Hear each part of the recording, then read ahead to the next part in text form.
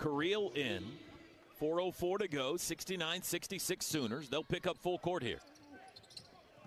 McKaylee comes into Sanders. And now the Sooners drop back. Sanders one-on-one against the top. Under 4 minutes to play in the opening game of the Crown. Sanders around the pick. Corner pass. Open. Inman for three. Two bodies on the floor. Shot is missed. Chased down in the corner by Jones. Nigel Pack gets up limping. He got taken out on a screen. Nigel has the basketball now into the front court. Crossover. Drive. Jump stop in the lane. Swiped at and stolen by Inman. Turnover.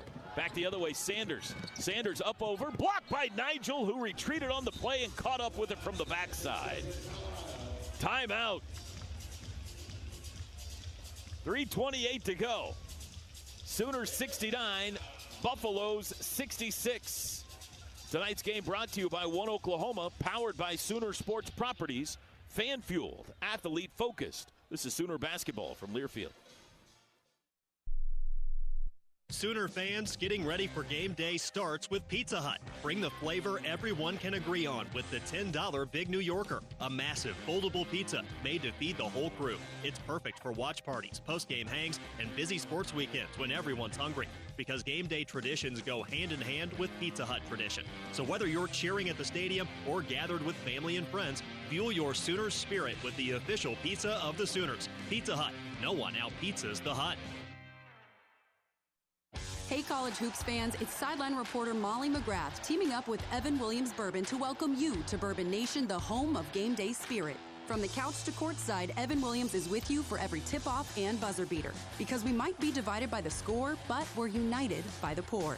Find a bottle near you at evanwilliams.com and make this extra-aged Kentucky bourbon a part of your game day tradition. Go Sooners! Evan Williams Kentucky Straight Bourbon Whiskey, Bardstown, Kentucky, 43% alcohol by volume, must be 21 plus, enjoy responsibly.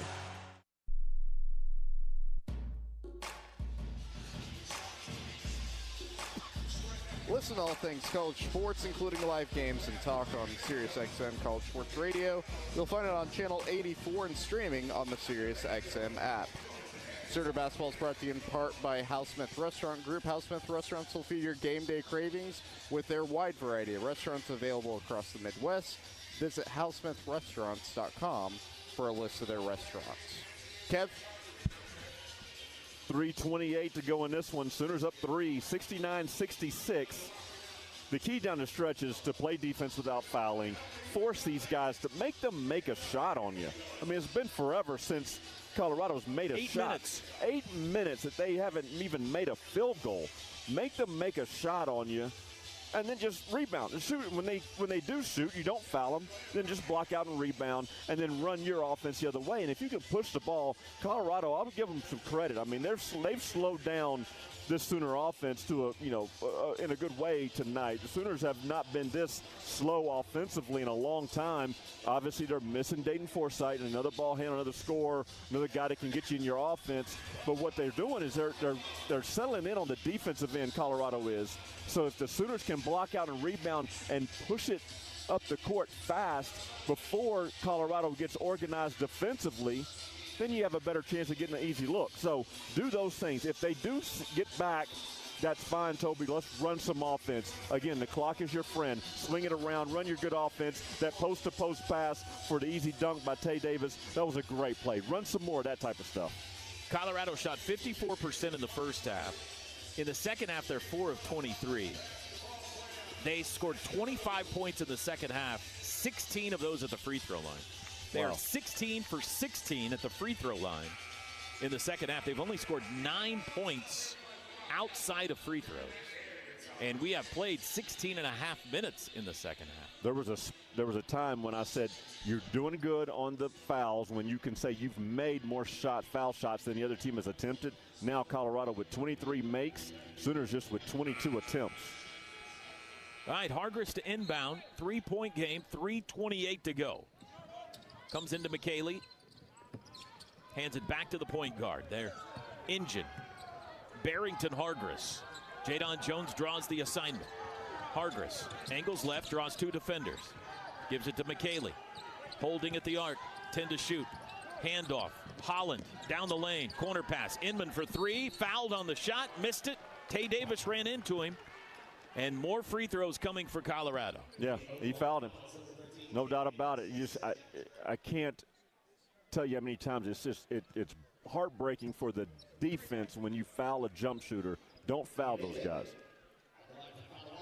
3 shots for Ian Inman. These are his first of the night. He's 5 for 5 on the year at the line. And the first one is no good. Wow. The University of Oklahoma and Sooner Sports Properties would like to thank our concession partners, Community Coffee, Freddy's Frozen Custard and Steak Burgers, High Noon, Cup Bop, Nacho Express, Conecuh Sausage, and Evan Williams. He missed the second. First 2 misses of the second half at the line for Colorado. Inman gets one more here. 3:07 to play. And the last one is no good. He missed them all. Davis the rebound. It was a good foul, Kevin Henry. No, it wasn't. X to the baseline. Make him make that three-point shot. Don't get another foul on one of your better players. Nigel, shimmy shake up high to the free throw line. Down the lane, floater is up and short. Rebound Hargress. Colorado runs the other way. Push ahead Sanders. Sanders to the rim, lays it up, missed it, but he's fouled. And Colorado to the line again. Tay Davis picks up his third. Make them make a field goal here in the second half. Here comes their 28th and 29th free throws of the night. 20th and 21st of the second half. And Sanders misses the first. Wow. Missed 4 in a row. 2:43 to go. Koala Talk hops back in. Remember, Darion Reed is fouled out of this game. And the Sooners do not have Dayton Forsythe tonight.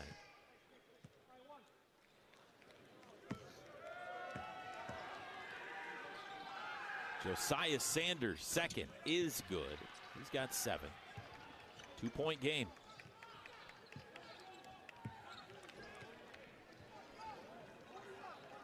Xavier Brown running the show.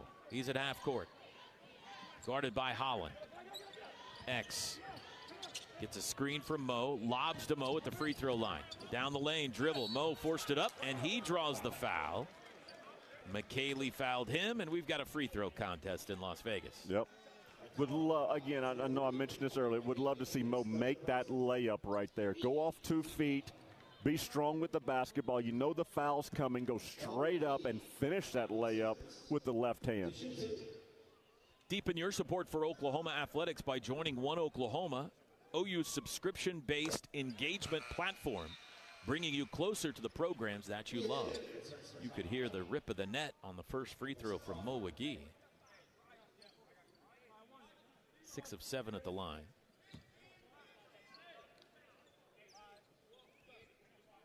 Sooners lead it by 3, 70-67. And the second one is good as well. 7 points all on free throws for Mo.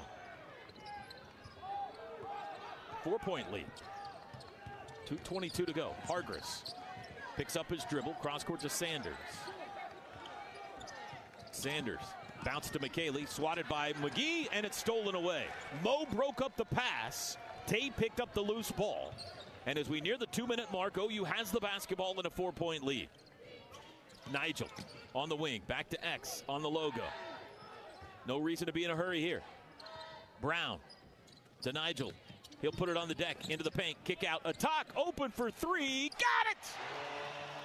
Kowal knocked the bottom out of it, and it's a 7-point Sooner lead, his 4th of the night. What a 3. Hargress, the answer on the other end, is good from 3. That breaks a 9.5-minute drought without a field goal for Colorado. A shot they absolutely had to have. Their guy, Barrington Hargress, has 24 tonight. And with 1:39 to go, a timeout is called by Tad Boyle. 74-70 Sooners. Great shot right there. Again, that's when Kowal needs to shoot the basketball. If I'm the coaching staff over there, I say anytime that ball gets swung to your side, whether it's from a guard-to-guard pass or a post out to you, you have the total green light to let it fly. Now, what happens is when he has to do it off the dribble, those are harder shots. Not that he can't make them, because we've seen him make them this year, but whenever he's off the dribble, he's going to get blitzed by somebody, especially when there's a ball screen there, Toby. So, again, off the catch, all day long green light. Off the dribble, be careful and run some clock here. You got 1:40 to go. Barrington Hargrist, their best player, he came down and answered with his own three. Sooners still with a 4-point lead. With 1:40 to go. Run some clock here. Don't be in a hurry. Sooner basketball brought to you by Devon Sports Lab, where science and sports come together to boost your game. Train like a pro on April 4th alongside OU football and soccer athletes. You can find more information and register your child at devonsportslab.com. Timeout's over. Colorado has 1 left. Oklahoma has 3. Inbounds to Xavier Brown. 74-70 Sooners. Brown got bumped in the backcourt. Now he's in the front. 90 seconds to play in Las Vegas. Double team comes at Xavier Brown. Gets it off to Nigel. Nigel lobs corner attack. Back to Nigel. Still 12 on the shot clock. Nearing half court, Nigel with 8 to shoot. Gives it to Mo. Back to Nigel. Around the screen. Step back. Three-pointer for Pack. Back iron miss. Colorado's got the board.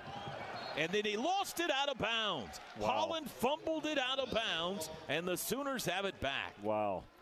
You ran a lot of shot clock down, and then you missed the three. I would have rather seen the Sooners drive the basketball, get something in the paint, or get fouled, of course.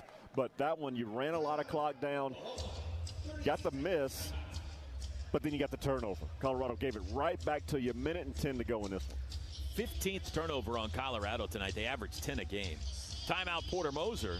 Sooner Nation, it's time to give Sooner on April 14th for the University of Oklahoma's Giving Day. When you give, you're powering the momentum of OU students, faculty, academic programs, and Sooner athletics. Every gift, no matter the size, makes a real impact. Make your gift at givesooner.org and help shape the future of OU on April 14th. 1:10 to play. Sooners have the ball and a 4-point lead, 74-70. Who are you going to here, Ken? Yeah, you put the ball in X's hands. Make sure he gets a clean ball screen out top. Make sure if you're Xavier Brown, you got to wait until the post comes and sets that screen. Don't want to get a moving screen call on you. And you just continue to run your offense and run that clock down as deep as you can. Nigel's got it. Sooners going to milk the clock. 12 to shoot. We've got 1 minute to go in Vegas. Nigel, they double team him, backing up, cross court to X, 5 to shoot. He'll drive it. X down the lane to the rim. Layup is short. Rebound Colorado, and a foul is called. And this will be free throws for Colorado. They got Mo Wagee for a bump on the rebound. And we'll walk to the other end with 50 seconds, 5-0. McKaylee will shoot 2. Double bonus. Yeah, Xavier Brown got the look he wanted right there at the basket, just couldn't get it to go. He's made so many of those layups in his career. That one just came up short. McKaylee 4 for 4 at the line tonight, 67% on the year. He's got 12 points. The freshman from Israel. And his first is up and good. Got the roll. 3-point game. Make or miss. Expect Colorado to pick you up, full court press. They're going to foul you at some point. They may foul you at some point, but just be strong with the basketball because they need the ball because time is on the Sooners side, not theirs. Got them both. 2-point game. There's that full court pressure. Inbounds to Xavier Brown. It's just a man-to-man, so he'll bring it up one-on-one, guarded by Jalen Holland. 74-72. X crouching dribble at half court. We're down to 36 seconds. 14 to shoot. X at the three-point arc. Picks up his dribble. Slings it to a Talk. Three-pointer for Kowal. No. Rebound Colorado. Shot clock's off. 25 seconds to go. 2 to tie. 3 for the lead. Hargrist on the wing with 20. And a timeout, Tad Boyle. He'll use his last with 19.9 to go. Oh, the crown is going to the wire on opening night. Sooners by 2. Buffaloes could tie it or win it here It's got to be Hargress, right? Oh, no doubt about it. They're going to put the ball in his hands, and he's going to go to work. And, if you come off of a guy, I wouldn't mind. The thing about it is you want these guys to take tough twos. That's kind of the rule of college basketball these days. Take a tough shot, make the guy take a tough shot. And Barrington is a guy that can make those tough shots. But you know what? I think I still come off of somebody and give up an open look outside versus giving him an easy one. Now, not saying they can't knock it down because they knocked them down in the first half, but here, just looking back at the stats, they have not shot the ball well in the second half. Make somebody else beat you. Nevertheless, what you don't want to do is foul and put them on the foul line. They've scored 19 of their 31 points in the second half at the free throw line, so make them make a shot. Porter still has 2 timeouts, so if they do make a shot, Sooners can call a timeout and hopefully have time to set something up coming the other way. Defensively, OU takes the court with Brown, Pack, Jones, Davis, and WcGee. Colorado still huddled up around Tad Boyle. Colorado out of timeouts. They have had a couple of, they got a 5-second violation once, and a couple of other times tonight they've had a hard time getting it in. Let's see if the Sooners can force a mistake here. Inman, McKaylee, Hargress, Sanders, and Holland on the court for them. Inman will be the inbounder on the sideline. 20 seconds to go. 2-point game. He comes into Hargress in the backcourt. Tay Davis defends. 16 seconds. Hargress, right side of the floor. Still on the dribble with 12. Hargress, one-on-one with Tay. Brings it high now. Mo on him with 7. Still Hargress with 5. Hargress, crossover into the paint, down the lane, scooping left hand, finishes good with 1.6. And Oklahoma takes a timeout. Hargress got to the rim with the lefty finish and ties the game at 74. Not sure why the Sooners switched 5 in that possession right there.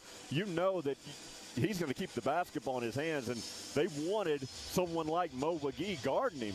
And so that's what they did. They brought up the post player, made him switch, and now Mo has to guard him. And Mo's on an island at that point with one of the, one of their better players, their best player, one of the better players in the Big 12 this year. So it's tough to see that possession right there. We had a quick McIntyre Law review, and it looks like the clock is at 1.6 still. McIntyre Law. Visit McIntyreLaw.com to connect with their team of award-winning Oklahoma personal injury attorneys. All right, 1.6 isn't much, Kev. What's the play here? I think those guards got to get it. One of them. I mentioned Xavier Brown last possession. And what they did was they went into Nigel Pack, but Nigel got doubled, and he's going to get doubled again. There's not a whole lot of time left here, of course, but what he was able to do was get it back to Xavier Brown. You've seen the Sooners spread the floor out, late-game situations, put the ball in Xavier Brown's hands, and have him make the decision, make the right read out there on the floor. And if he can't get a shot, then he can make the read and find somebody open. This one here, you only have 1.6 left, so whoever you feel the most confident in getting this shot up. Now, you got Koala talking, so you're going to have to get the ball in the end. You can't advance it, so you could throw a deep pass.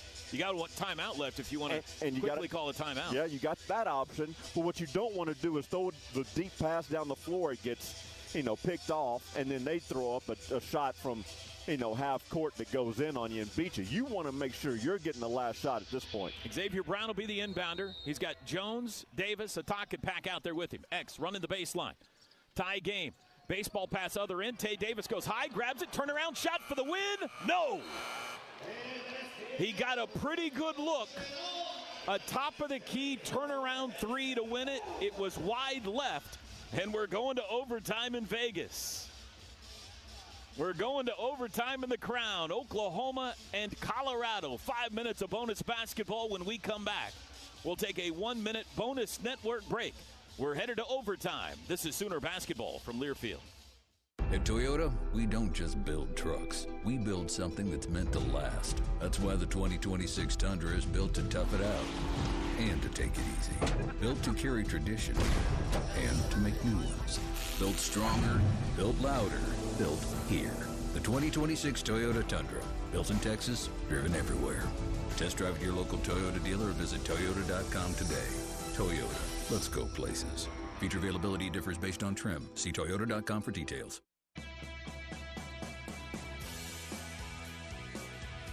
Here we go. Homeland brings savings and Sooner W's home all season long. Homeland is your go-to for all game day essentials. From tailgating treats to armchair game day snacks, we've got everything you need. Order now and enjoy the freshness and savings Homeland is known for.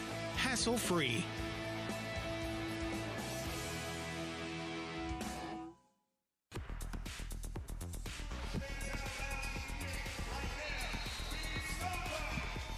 $74-all. We're headed to overtime here in Las Vegas. Opening night of the college basketball crown. Oklahoma and Colorado. Sooners had an attempt from Tay Davis, a three-point try up top at the end of regulation. Missed it. This is the third overtime game this year for OU. They're 1-1. They lost, of course, painfully at Missouri in overtime. And then won final day of regulation in overtime in Austin. They beat Texas. Winner of this one advances to the semifinals on Saturday and is in the money. Loser goes home empty-handed. No Darion Reed. He fouled out. There's a lot of guys that have foul trouble. There's been a lot of fouls called in this game. Mo Wagee to jump center with McKaylee. And the Sooners win the tip. We're underway in overtime. 74 apiece. Jadon Jones to Tay Davis. Nigel Pack comes to get it. He'll swing it to X. Right side of the floor, has an alley, drives, finds the cutter. Tay, sling up top. Nigel wide open three, buckets. And the overtime starts with a triple for Nigel. Yeah, great shot right there. Again, another paint touch three, and Nigel was wide open, not a person anywhere near him. He got it to go. It rattled him, but he got it to go. 77-74. First Colorado offensive possession. Hargress gives to Holland for a three right side, and he hit it. His first field goal of the night ties it at 77. Just neither team wants to give anybody any separation here. Pack at half court to X. Back to Nigel. The pick from Mo, uses it, kick corner to Tay. Tay with Sanders on him, takes him into the paint, turnaround shot up and short from Davis. Buffs have the board.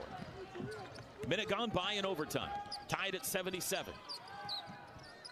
Holland on the wing to the free throw line.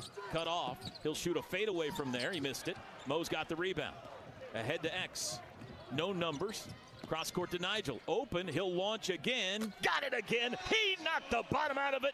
That's the second for Nigel in overtime. There you go. Way to play through him in transition right there. Again, Colorado has a hard time getting their defense organized, giving up an open look by Nigel Pack. 13th 20-point game of the year for Nigel Pack.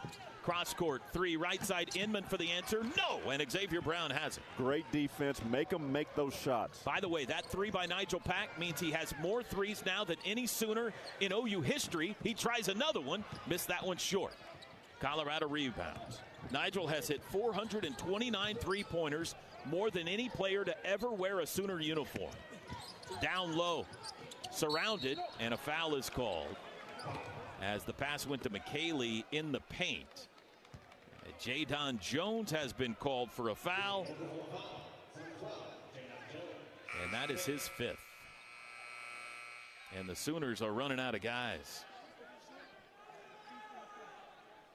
That one hurts because you need him for the defense and not necessarily his scoring. Jadon hadn't scored the ball a ton tonight, but he's played some really good defense this entire ball game. No Dayton Forsythe. He didn't make the trip with the ankle surgery.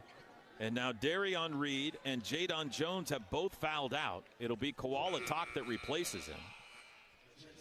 I mean, anytime you're in a game and a team has shot 31 free throws against you, that means you're going to have some guys fouling out because that's just too many free throws.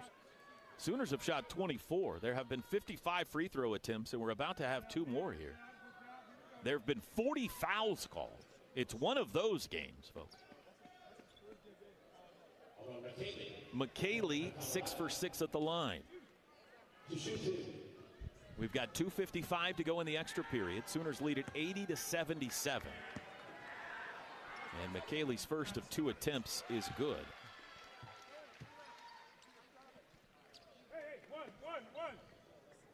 Colorado has no sympathy for the Sooners' personnel problems. They had three of their top four leading scorers opt out of this game and enter the transfer portal, or will soon enter the portal. McKaylee hits them both. 80-79. Whoever wins gets 2 days off before they play again. That's good news. Xavier Brown at the logo. Sprints left, weaves back right, lob low to Tay for the hammer. T-Row, what a play. That's a set play right there. Get the ball screen, reject it, drive the ball to the basket, make the big guy come to you and throw the lob. 82-79. McKaylee, left-hand finish at the rim goes. Got around Mo for two. 82-81. You could tell these two teams showed up wanting to win this game. You'd think they're playing for money. You would think they were. A talk to Nigel at half court. 2:11 to go. Brown has it now. Back to Nigel. Cross-court pass to Tay. Drives into the paint. Stop, pivot, out to X. 4 to shoot. Brown with 3. Step back. Three-pointer. In and out. Tapped out of bounds by Colorado. Davis had inside position, and Sanders had to knock it away from him to prevent the offensive rebounded putback.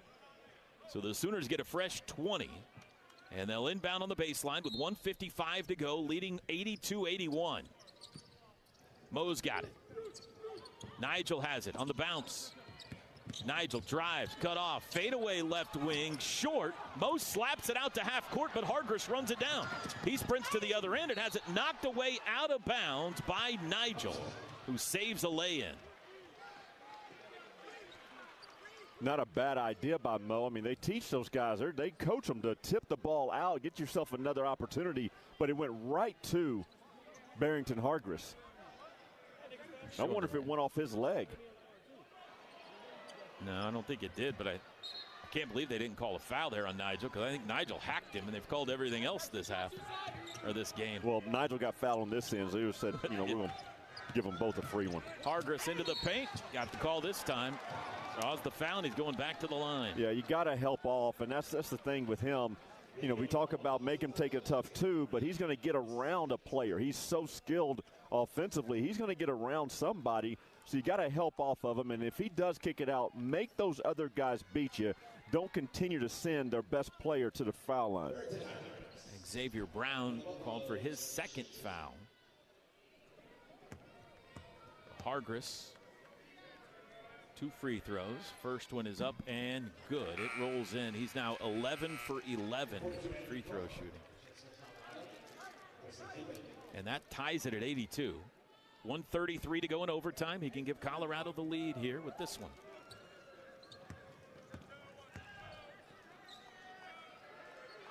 Second one up, good as well. 28 points for Barrington Hargress.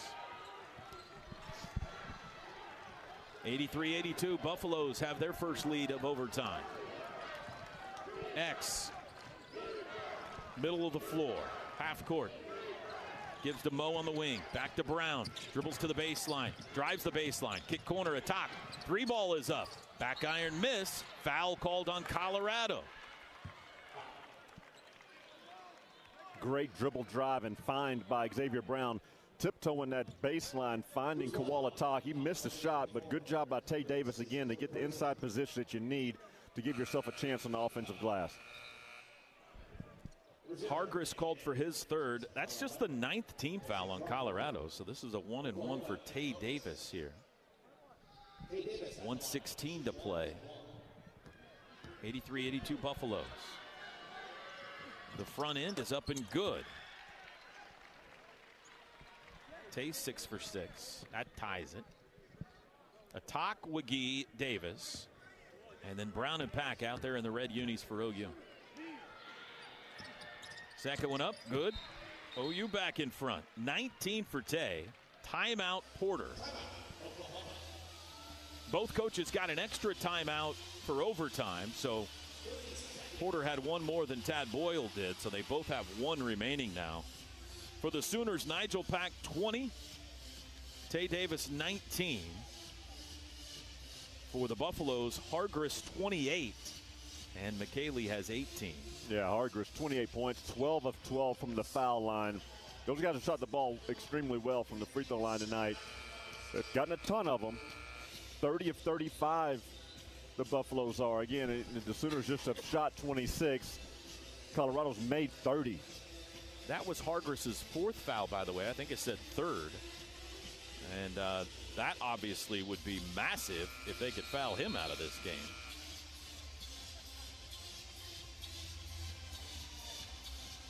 .35 free throw attempts. Trying to see if an opponent has shot more than that. Vandy shot 31 against him. Missouri 33 in Columbia this year.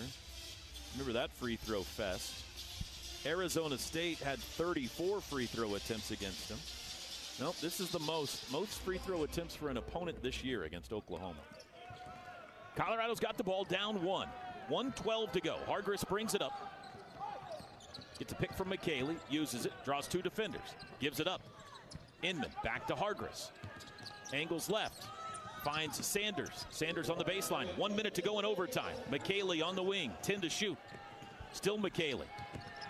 Once Hargress, can't get it to him yet. 5 to shoot. Now finds Hargress on the backdoor dive to the rim. Kick corner. Holland for 3. No good. In and out. Offensive rebound. Sanders back up. Blocked by a talk. Loose ball. McKaylee. Kick out. Hargress. And he's fouled on the perimeter. With 39 seconds to play. Sooners could not come up with a rebound or a loose ball. And Hargress headed back to the line. Wow. It was really good defense. You forced other people to shoot. You just could not come up with the rebound right there. Kowalatak was right on top of one of the players. Couldn't get the basketball. Mo McGee had touched it. Tay Davis has touched it. Just couldn't come up with it. And then you put their best player on the line who hadn't missed a free throw all night. 3rd foul on Tay. Hargress's first is good. Tie game. 84 all. 39 seconds to go.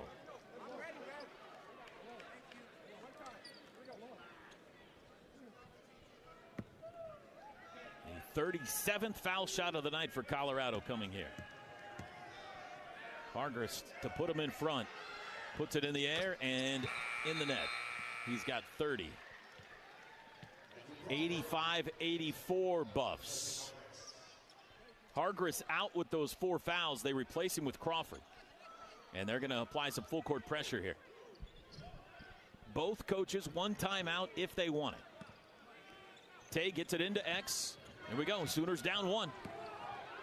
Brown into the front court on a sprint. Drives down the lane to the rim. Got fouled. Put it up. Missed it. But Brown's going to the line. Great play right there. Catch Colorado sleeping. They thought that the Sooners were going to come up and try to run a play and this, that, and the other. Well, instead, when they went to that man press, when anybody man-to-man presses you, then it's just up to that point guard to get by his person. And once he got by him with a ball screen from Mo, with Mo's help, he got by him, and then Xavier did the rest. Just get all the way to the basket.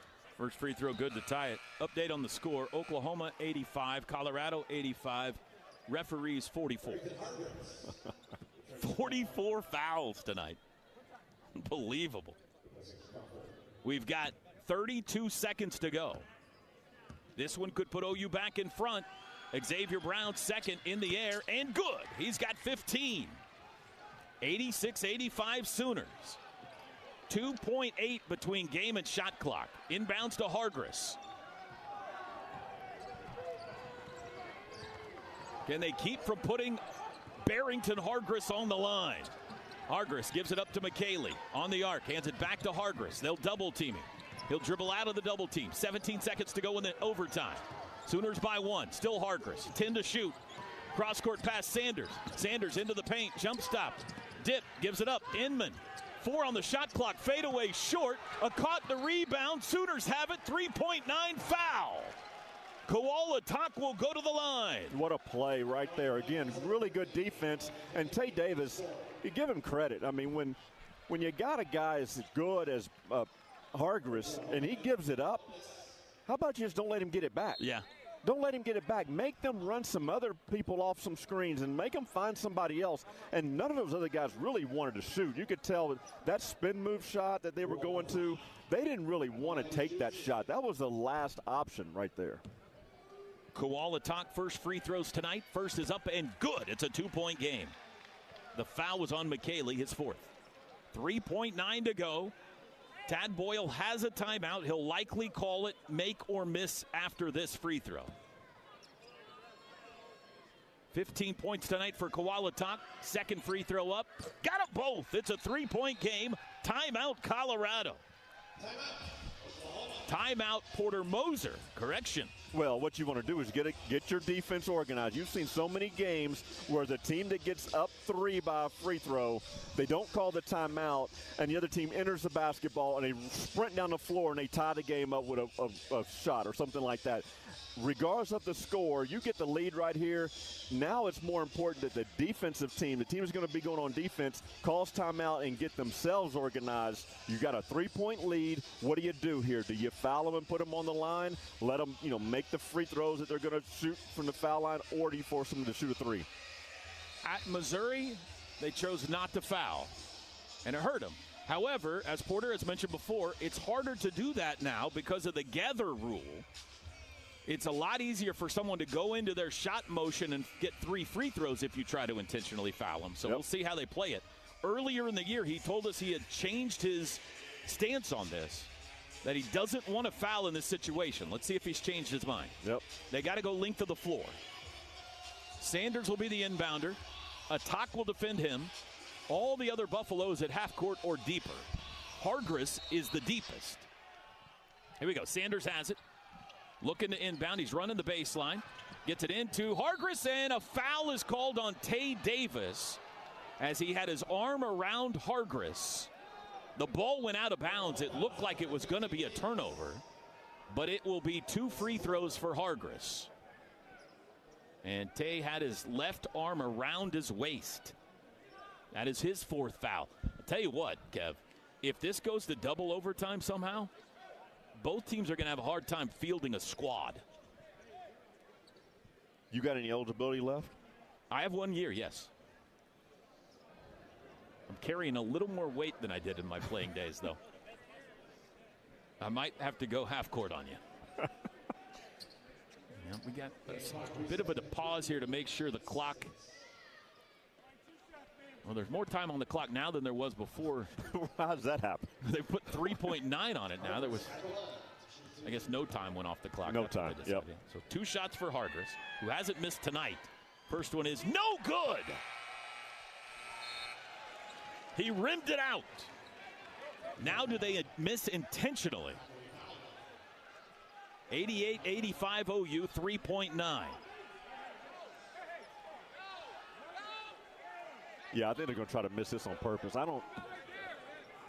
we go. Hargress with the second. Up, high arcing shot is good. He's got 31. I don't know if he was trying to miss that or not. He tried to miss it. That had more loft than most. 88-86 OU, and now Tad Boyle will use his final timeout. Wow, what a game. It has not been aesthetically pleasing, and there have been way too many fouls, but it's close and wildly entertaining.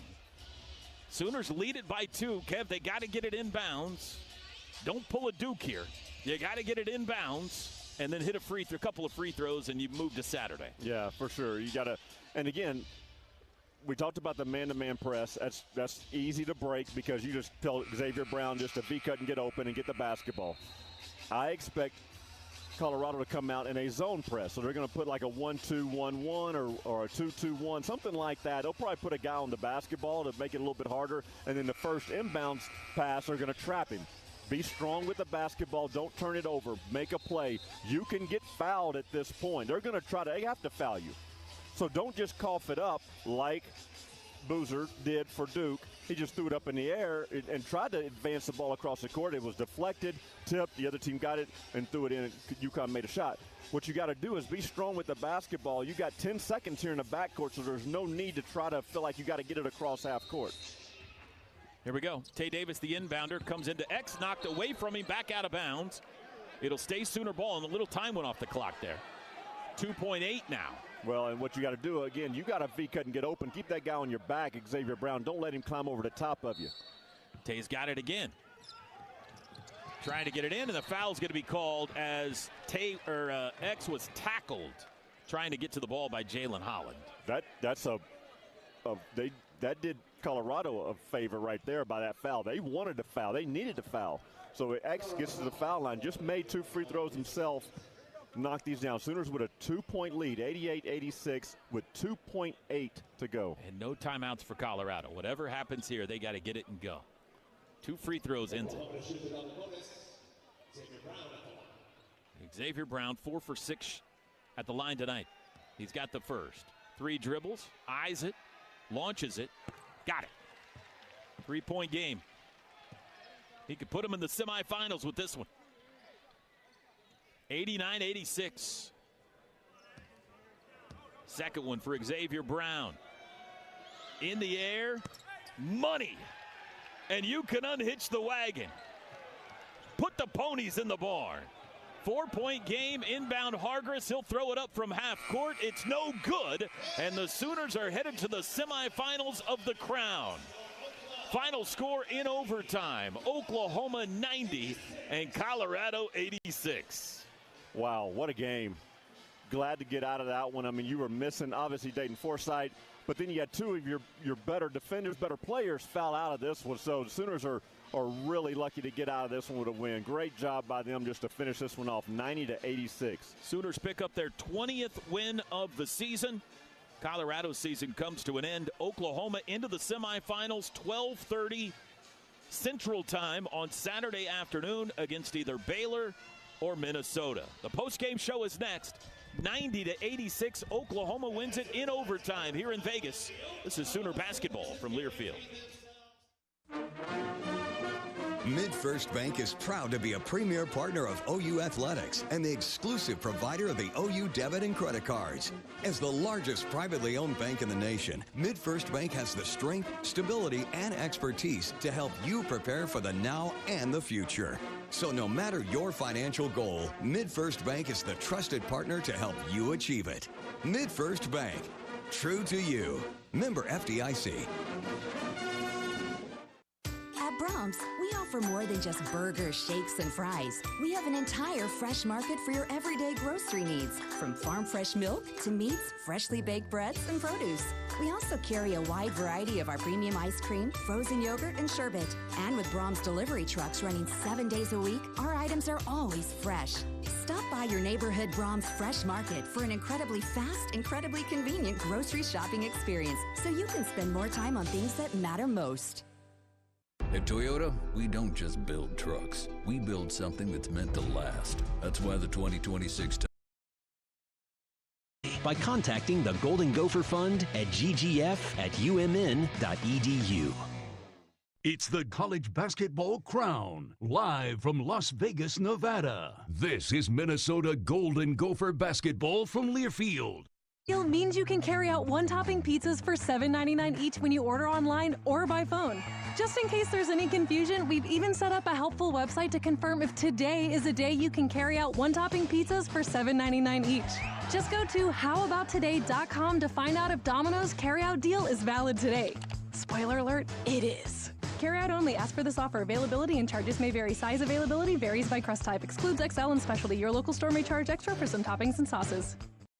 Hey, it's Guardsy for Affinity Plus Federal Credit Union. You know, when it comes to your money, you don't want to play one-on-one. You need a team that helps you win. Affinity Plus is a proud partner of Gopher Athletics, and they help you slam dunk your savings, assist your goals, and defend your wallet with great rates and digital tools that actually work. So whether you're driving to the hoop or driving to work, Affinity Plus is the financial teammate that's always got your back.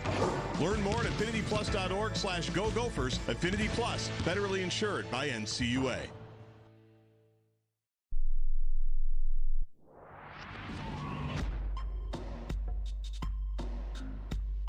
You know? I know what you're saying. All right, welcome back. They have the 20 minutes on the scoreboard clock. Mike Grimm and Al Nolan with you. And it went overtime in game one. Oklahoma survives it. They beat Colorado 90-86, and the Sooners awaiting the winner of Minnesota and Baylor.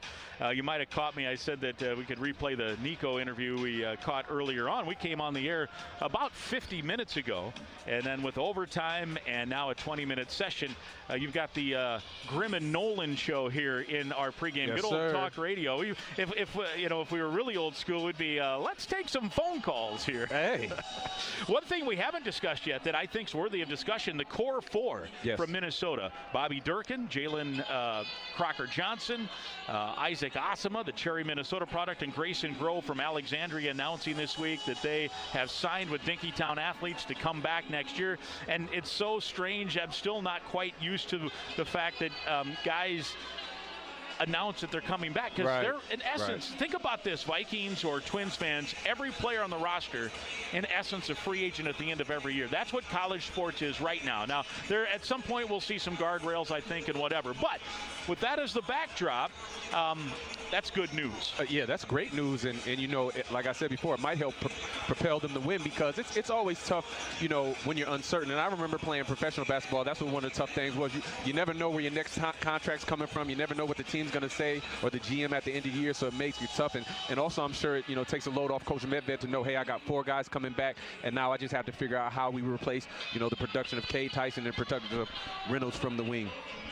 And those are probably the 2 big needs, right, in the portal. You're going to go, everyone wants to go find a guy that's going to score 19.6 points a night like Tyson did, and that's going to be the task. If you want to be in contention for an NCAA tournament berth, 11 months from now, you're going to need to go find a guy that's going to give you 19 points a night. And what form that takes, it could be someone on the roster. Who knows? Could Crocker-Johnson be a 19-point a night next year? Who knows? Could Isaac Asama? Who knows? Cade Tyson averaged 3 points a game last year for North Carolina. I don't know if anyone thought, you knew he was talented. Did anybody think he was going to score 20 a night? Right. No. So depending on what form it is, they're going to need somebody to give them points. Probably could use a big, right? One more big that can rebound. And a Nico system. You want a big that's smart, that can pass from the top of the key. We've seen that. And there's still a couple guys currently on the roster that that could come back as well, and I'm sure there's discussions there. And Nico said, you heard him earlier, technically the portal doesn't open until next week, but he said, look, face it, the portal's always open. So there's back channel communications. So this could all unfold pretty quickly once the portal opens and things can start being official. I'm sure there are communications with agents and with players and backdoor channels and all those things amongst all players, all teams, and everything else. But to get those 4 locked in, that gives you a start. And now you see, like you mentioned, how you fill the remaining needs and where you go. Yeah, it definitely gives you a base. And you look at Reynolds and you look at Tyson, but Reynolds about 6'5", 210, running the lane, also Tyson. So that's what I'm saying. Even with points, those other guys can pick up points, but you need a specific 6'5" to 6'7" wing slasher that's going to be an empty slot for the Gophers next year, that they're going to, like you said, that they're going to have to replace a guy that can run the floor, a guy that can attack the rim, can be athletic, even knock down shots. But we already have our shooter in Bobby Durkin out there on the floor, so you're going to need that aggressive wing player that can get to the basket. We always talk about how great Langston Reynolds is, whether it be in the open floor or the half court of getting to the basket. He's our best finisher at the basket. He's our best penetrator. So you're going to need somebody else like that can go and get you some points. And how good was he in that last regular season game at Williams Arena? Got the dunk to bring Minnesota within 1 and the layup to put them over the top against Northwestern, where the Gophers had that early lead, and then teams go on runs. And Reynolds, in essence, took that game over, man. I mean, he got the corner turned on a couple of those plays. It was lights out. Yeah, his impact has been huge. And then, he'll turn around and do that on offensive, and then he'll turn around and guard the opposing team's best player and shut him down. So he's done it, multiple nights where he's been the best player on the floor for a long duration of the time, which has won us a lot of games. So it's going to be, big shoes to fill. And obviously 3 high school players coming in for the Golden Gophers as well, 2 local kids, and then a young man, a center from California who is, if you've seen any of the highlights on him, what a physique he has. His body is Big Ten ready. I mean, he is strong, he's tall, he's thick.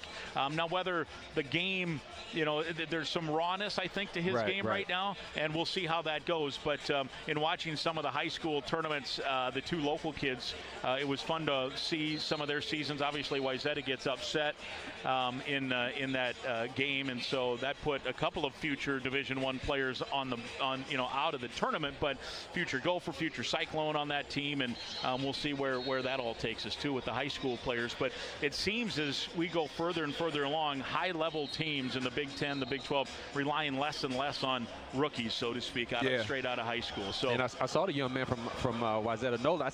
I seen his social media. He's Gophered out already. He's ready to be here already. ready. He's like, hey, get me going. I'm going to go for let's do it. Nolan Anderson, and then Cedric Tomes of Cretan, right? Cretan Durham Hall. Of East Ridge. East Ridge, thank you. Woodbury, yes, thank you. Got to get that right. And he, he's scoring 40 in some nights, so he can score. And what a family! I think was it Marcus? I think Marcus Fuller did a story earlier this year on him. So and his family and all of that. Might have been Andy Reeder. I'm sorry if I didn't give proper credit. One of those guys did a nice story on it. And can I say something about that?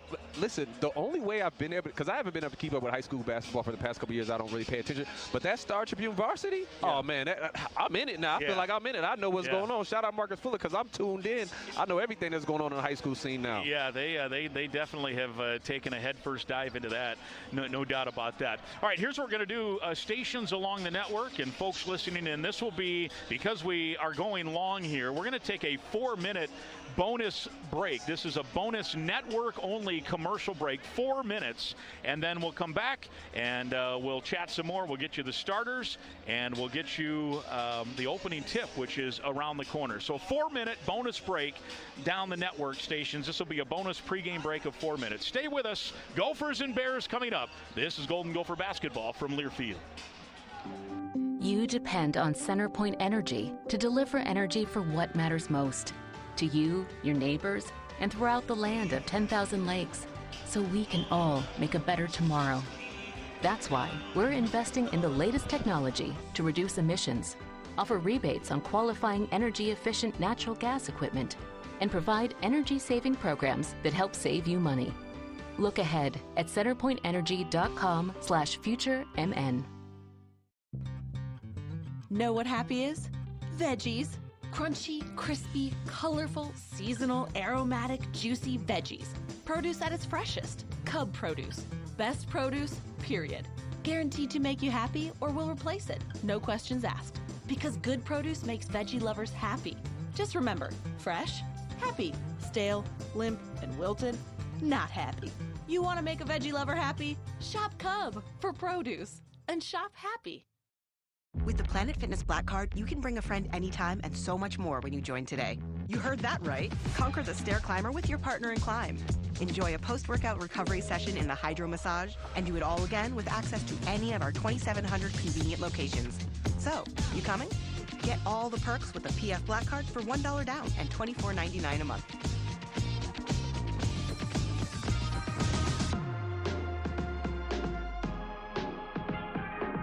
See Club for details. Why do we say I'm into basketball? Because basketball's exciting, like catching a t-shirt from a cannon or feeling the pulse of a packed arena. There's the in-your-face slam dunks, the highlight reel alley-oops, and the three-point buzzer beaters. It all gets your heart pounding. Just like playing the lottery. Minnesota Lottery. I'm in. Must be 18 or older to play.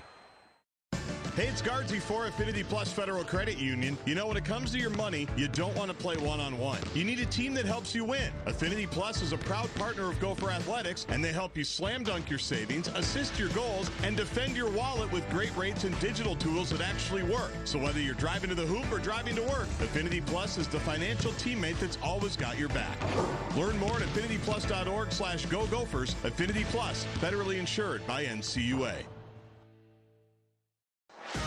Imagine getting insider access to your favorite Gopher student athlete, exclusive events, behind-the-scenes content, and unique experiences that bring you closer than ever.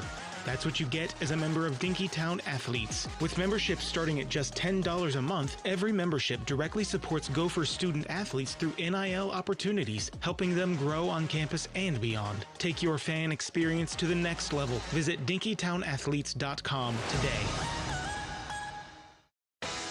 Beats, bites, and big plays start here. Mystic Lake's Hop House is now open. Turn up the volume with live music every weekend.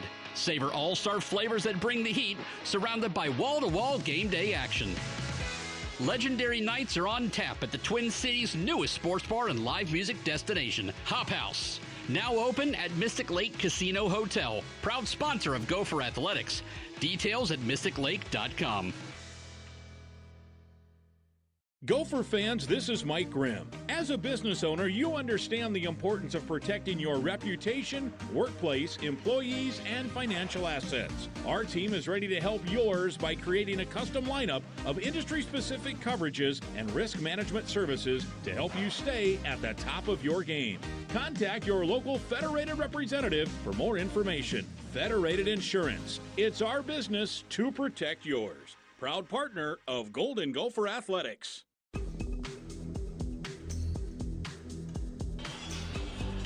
Welcome back. We're ready for basketball almost. Mike Grimm and Al Nolan with you. Launchpad Golf sponsors our pregame show, which is now an hour old. Yes, we signed on at 9. It's now 10. Overtime in game 1. Oklahoma outlasts Colorado 90-86, and the team's out for some final warm-ups before the starting lineups are introduced, and then we'll eventually get to tip-off, the winner to play on Saturday. Right now, we owe you 10 seconds for station identification all across the great state of Minnesota and the entire upper Midwest. 10 seconds. This is the Gopher Sports Network.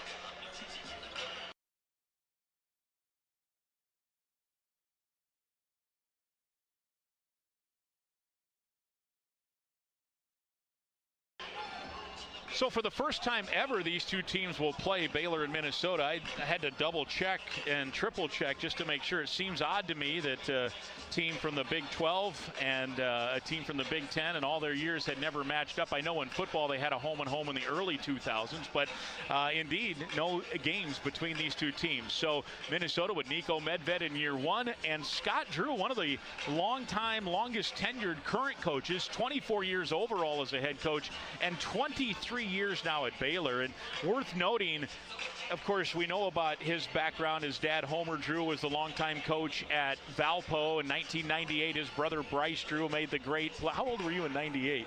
9 years old. 9 years old, and the Bryce Drew against Ole Miss Sweet 16 play to get the Crusaders into the Sweet 16.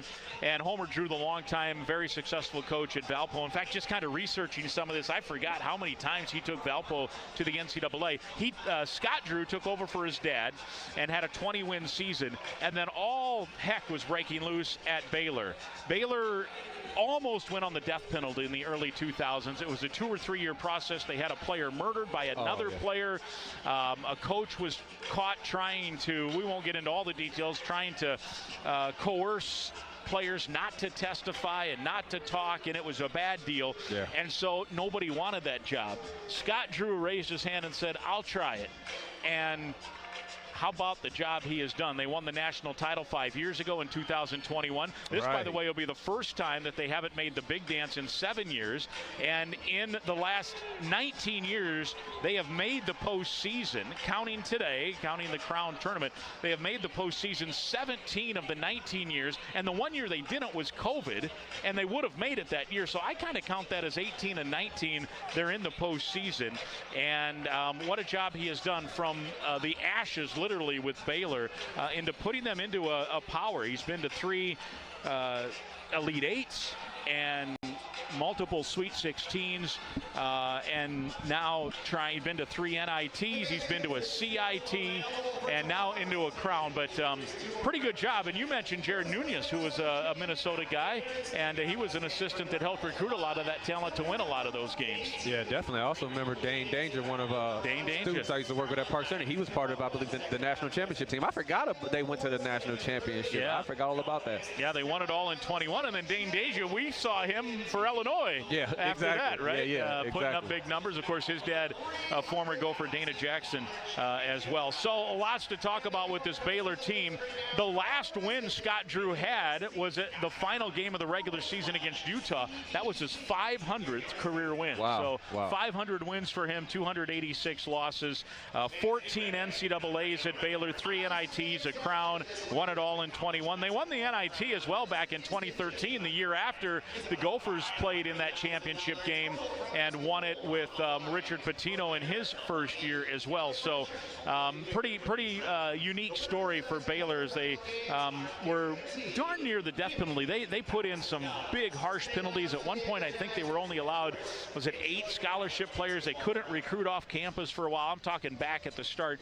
And they struggled early the first 4 or 5 years under Scott Drew. But once they had a playing field a little more even, then they started to build it up, and they did some pretty good things. Nico Medved has done some pretty good things for this Gopher team, playing with basically 6 players since the middle of February, basically 7 players since November, and he got this team to win 4 of the last 6. They're in the crown. A year ago, just not too long ago, he was cutting the nets down here in Vegas down the street in the Mountain West when they knocked off New Mexico in the championship game in the Mountain West tournament. So he's had some success in this city, and this should be a pretty good matchup. This will be a good matchup. Like I said, I look for the Gophers to come out hungry, especially Reynolds and Tyson to come out leading the way, and Asima to get him into that offense, get to touching the ball, and hopefully Durkin's all healed up. He had been hampered with an injury, but he's been hot as of late. So it'd be great to see what they can come out here and do. And I know they're feeling good. A lot of guys have signed back, so I'm sure they're feeling good. They're looking forward to their future is secure. So they'll be ready to roll. Gophers, you mentioned Durkin in his last now 12 games, which is about a third of the season, right? A pretty good sample size, 48% from 3 in a 12-game stretch. Listen, if he sees the rim and gets it up, it's going in. He's been knocking them down, so I look for him to continue that same streak. Hey, if you see that rim, Bobby, let it go and get that bucket. Yeah, it might be one of those nights too, because look, this Baylor team's got some talent. They've got a true freshman who was the number 14 high school player in the country last year, Tunde Yesufu, 18 points a night and 6 rebounds a night, and he's not even their leading scorer. The Minnesota kid from Eden Prairie spent his youth in Eden Prairie, ended up going to a basketball academy, I believe, in Missouri, and that is Cameron Carr, the son of former Timberwolves player Chris Carr, who had 43 hoops and was a coach for the girls team at Eden Prairie to great success for a few years. His dad, Cameron Carr, averaging 19 points and 6 rebounds, and he's on some NBA draft boards. There's thought that he might even go into the draft now after this year and not wait another year. And he was at Tennessee and a non-factor for 2 years. That tells you what kind of talent that group has as well. And obviously he was injured too, just played 4 games at Tennessee last year. But anyway, that's a bit of a backdrop. This is a talented Baylor team, and to bring it full circle, Durkin and Tyson and some others may have to be hot from 3 to win this one. Yeah, they're definitely going to have to be hot from 3, and they can get it a little bit in half court, but also you're going to want to see them get out in transition as well once they get a feel for the game and find Durkin, whether he's trailing, or find Tyson with the forward ahead pass and spot up for 3-point shots. But also going back to Chris Carr, he's back in Minneapolis, guys, working with Hoop Habits. Yeah, and he was an assistant. He went from Eden Prairie to assistant at K-State for the women's team there, and he was at Drury University and some others. So number 43, that's why he called it 43 hoops for the Wolves. All right, hey, let's do this. We're about to tip off. Let's go, Gopher fans. We're an hour and 7 minutes into what was supposed to be a 30-minute pregame show. Oklahoma and Colorado going to overtime in Game 1. We'll take a break. We'll have the starting lineups and the opening tip when we come back. Stay with us. This is Golden Gopher basketball from Learfield. Progressive presents ways to save money that aren't bundling your home and auto insurance with Progressive. Thanks again for taking me to the game, man. I can't wait to get in there. By the way, what's in the bag? Oh, I bring my own hot dog and peanuts. Saves a ton. Savvy. And what about the beach chairs? Why buy seats when you can save big and bring your own? We can't get in without tickets. Tickets? What do you think the portable TV is for? Don't save money pretending to go to the game. You could save hundreds by switching to Progressive. Get a quote at Progressive.com. Progressive Casualty Insurance Company, affiliates, and other insurers. Not available in all states or situations. Beats, bites, and big plays start here. Mystic Lake's Hop House is now open. Turn up the volume with live music every weekend. Savor all-star flavors that bring the heat, surrounded by wall-to-wall game day action. Legendary nights are on tap at the Twin Cities' newest sports bar and live music destination, Hop House. Now open at Mystic Lake Casino Hotel, proud sponsor of Gopher Athletics. Details at mysticlake.com. It's the College Basketball Crown, live from Las Vegas, Nevada. This is Minnesota Golden Gopher basketball from Learfield. Hey, it's Hockey. You know, I'm always out running around, so anything that saves me time and money, that's a win. So check this out. Members Car Wash and Fuel is giving away free memberships until April 1st. That means unlimited premium car washes and club price top-tier fuel, all in one place. And their spot in Plymouth is awesome. The car wash is top-notch, and the fuel savings can hit around 40 cents a gallon. Sounds awesome, right? Well, don't wait. Only the first 5,000 people get that free deal. Just go to memberscarwashandfuel.com right now to get your free membership before they're gone. Shh, here he comes. Surprise! The people above your catering business are doing major construction, and the drilling is only during business hours. It's so loud. Progressive knows small business owners usually don't like surprises because they cost you money. But a good surprise that could save you money, getting personalized discounts on a commercial auto quote with Progressive. Also, that isn't powdered sugar on the floor. It's plaster from your ceiling. Surprise yourself. See if you can save in as little as 8 minutes at ProgressiveCommercial.com. Progressive Casualty Insurance Company and Affiliates. Discounts not available in all states or situations.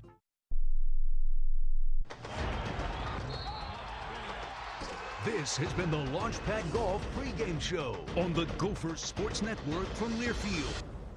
Now, turn it up. It's game time. Bounces to Reynolds, layup, good. Open three, yeah! With 2, with 1, 3 right side. To Reynolds, he wants to take it in. Gopher basketball is brought to you by Minnesota Lottery. Are you ready to play? I'm in. Minnesota Lottery. This is the College Basketball Crown, live from the MGM Grand Garden Arena in Las Vegas, Nevada. Now, here's the voice of the Gophers, Mike Grimm. Along with Al Nolan, we're ready to roll here from the CBC, the Crown Basketball Classic. It's Baylor in Minnesota, and time for the starters, brought to you by your local Northland Ford dealer. Visit buyfordnow.com and your local Northland Ford dealer today. Baylor is 16-16 on the year, and they are 6-12 in the Big 12. Head coach Scott Drew, we just talked about him, 23 years in Waco, 480 wins there, and he has 500 career wins, counting his 1 year as head coach at Valpo. And they will go with the group that's been starting basically the last 1/3 to 2/3 of the season, and that goes this way. Ori Agbim is a sophomore. He's out of Aurora, Colorado, a transfer from Wyoming, and it's really a 4-guard, 1-post lineup, 1 in and 4 out. Isaac Williams, a transfer from Texas A&M Corpus Christi, the other guard. Tunde Yesufu, true freshman. He is from Benin, and he went to high school here in the States, moved here before his freshman year of high school, and is a major factor at 17.8 a night. Cameron Carr from Eden Prairie, redshirt sophomore, 6'5", averages 19.2 a night. And then the man in the middle is Caden Powell, a senior out of Waco, Texas. Started his career at Wyoming, transferred to Rice, played a year there, now at Baylor, and that's the starting 5 for Baylor. For Minnesota, 15-17 overall, 8-12 in the Big Ten. Nico Medved, year 1, 15-17, year 13 as a head coach, 237 and 189, and they will go with the group, as you would guess, they've been going with since mid-February. Asama, Durkin, Reynolds, and Tyson, and Grove out of Alexandria, the man in the middle. Shinholster will be the main man off the bench, and after that, that's about it. Maximus Gizzi may get a little playing time, but right now, this is what the Gophers have been going with, as Crocker Johnson still with the foot injury, not able to play, and the others also not able to play. Brian Dorsey, Tim Cloggery, and Chris Pashy are the officials in this one. That's a veteran crew. It's final 4 weeks, so just 11 officials committed to the Final Four. That means it can be a pretty good crew in some of these games, and this is one of the top crews in the country. So we're ready to go. You mentioned the traveling Gophers down there in gold. Not a bad crowd behind the Gopher bench. A lot of maroon and gold down there. There is, I don't know where the pep band's from, but there's a band over here, and we're ready to roll. Yeah, the Gopher fans have come out. They've shown out, but who wouldn't want to come down to Vegas and watch some more Gopher basketball?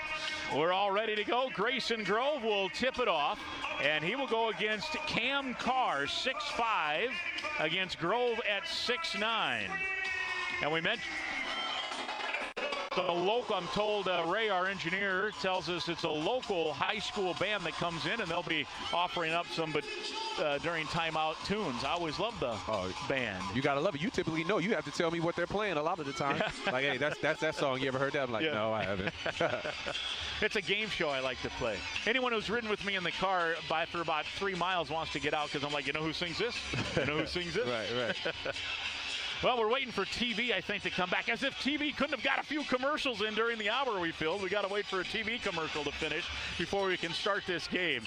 I say that somewhat in jest. We want to tip our cap to Fox. They're the folks putting this tournament on. Big Ten contract and a rights holder TV-wise for the Big Ten. And that's why these players are competing for $300K in terms of the winning team getting that, and a $500,000 total prize package. Control tip goes to Baylor, and we are underway. We are stationed just up from the free throw line, but right on the mezzanine section, a little bit like the Ohio State vantage point we get, just on the other end, and a good bird's eye view here. Carr with it against this Gopher zone, as we anticipated to be a zone. Giving to Williams on the right wing, back to Carr out front to the free throw line. That is Yesufu, their second leading scorer. Back to Carr, drives baseline, 16-footer is rattling and no good, and awesome with the rebound for Minnesota. 30 seconds in and a good box out. Rebounding going to be key. This Baylor team amongst the leaders in the Big 12 offensive rebounding.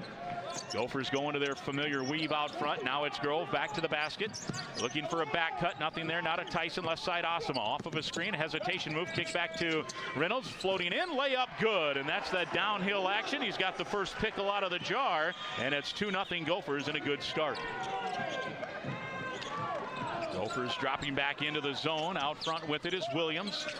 And Baylor plays about 7 as well, maybe 8. But so this will be an affair of who can last the longest, so to speak. Here's a three that's all but down and out for Yesufu. That thing toilet bowled out as it swirled around and came out. Minnesota, another defensive rebound, up 2-0. Reynolds picks up the dribble right side, gives to Osama out front. Working to the basket to our right. We are opposite the Gopher bench, so Minnesota shooting in front of the Baylor bench right now. Here's Reynolds downhill again, working into the paint, kick out. Grove open three, left wing, rims out. Rebound down low comes to Williams for Baylor. 2-0 Gophers, 90 seconds in.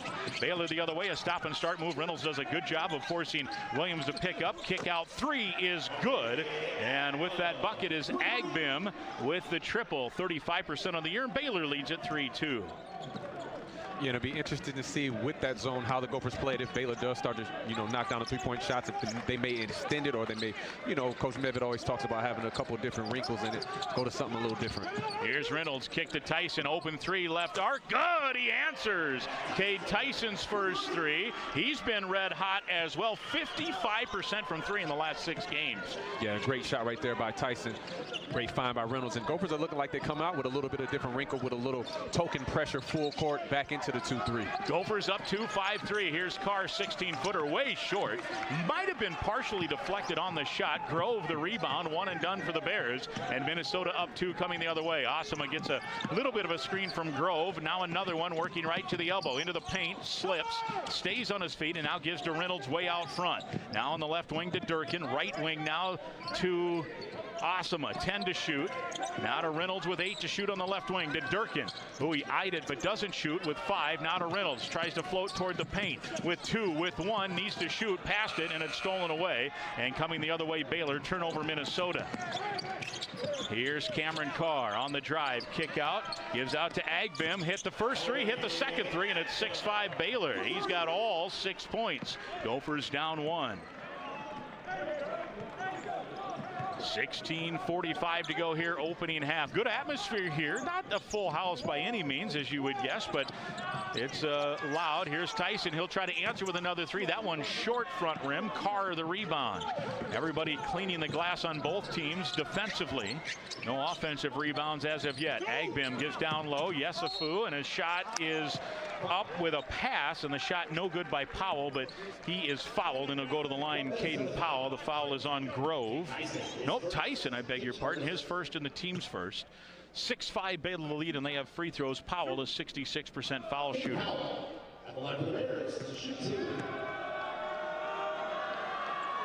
First one for Powell is all net.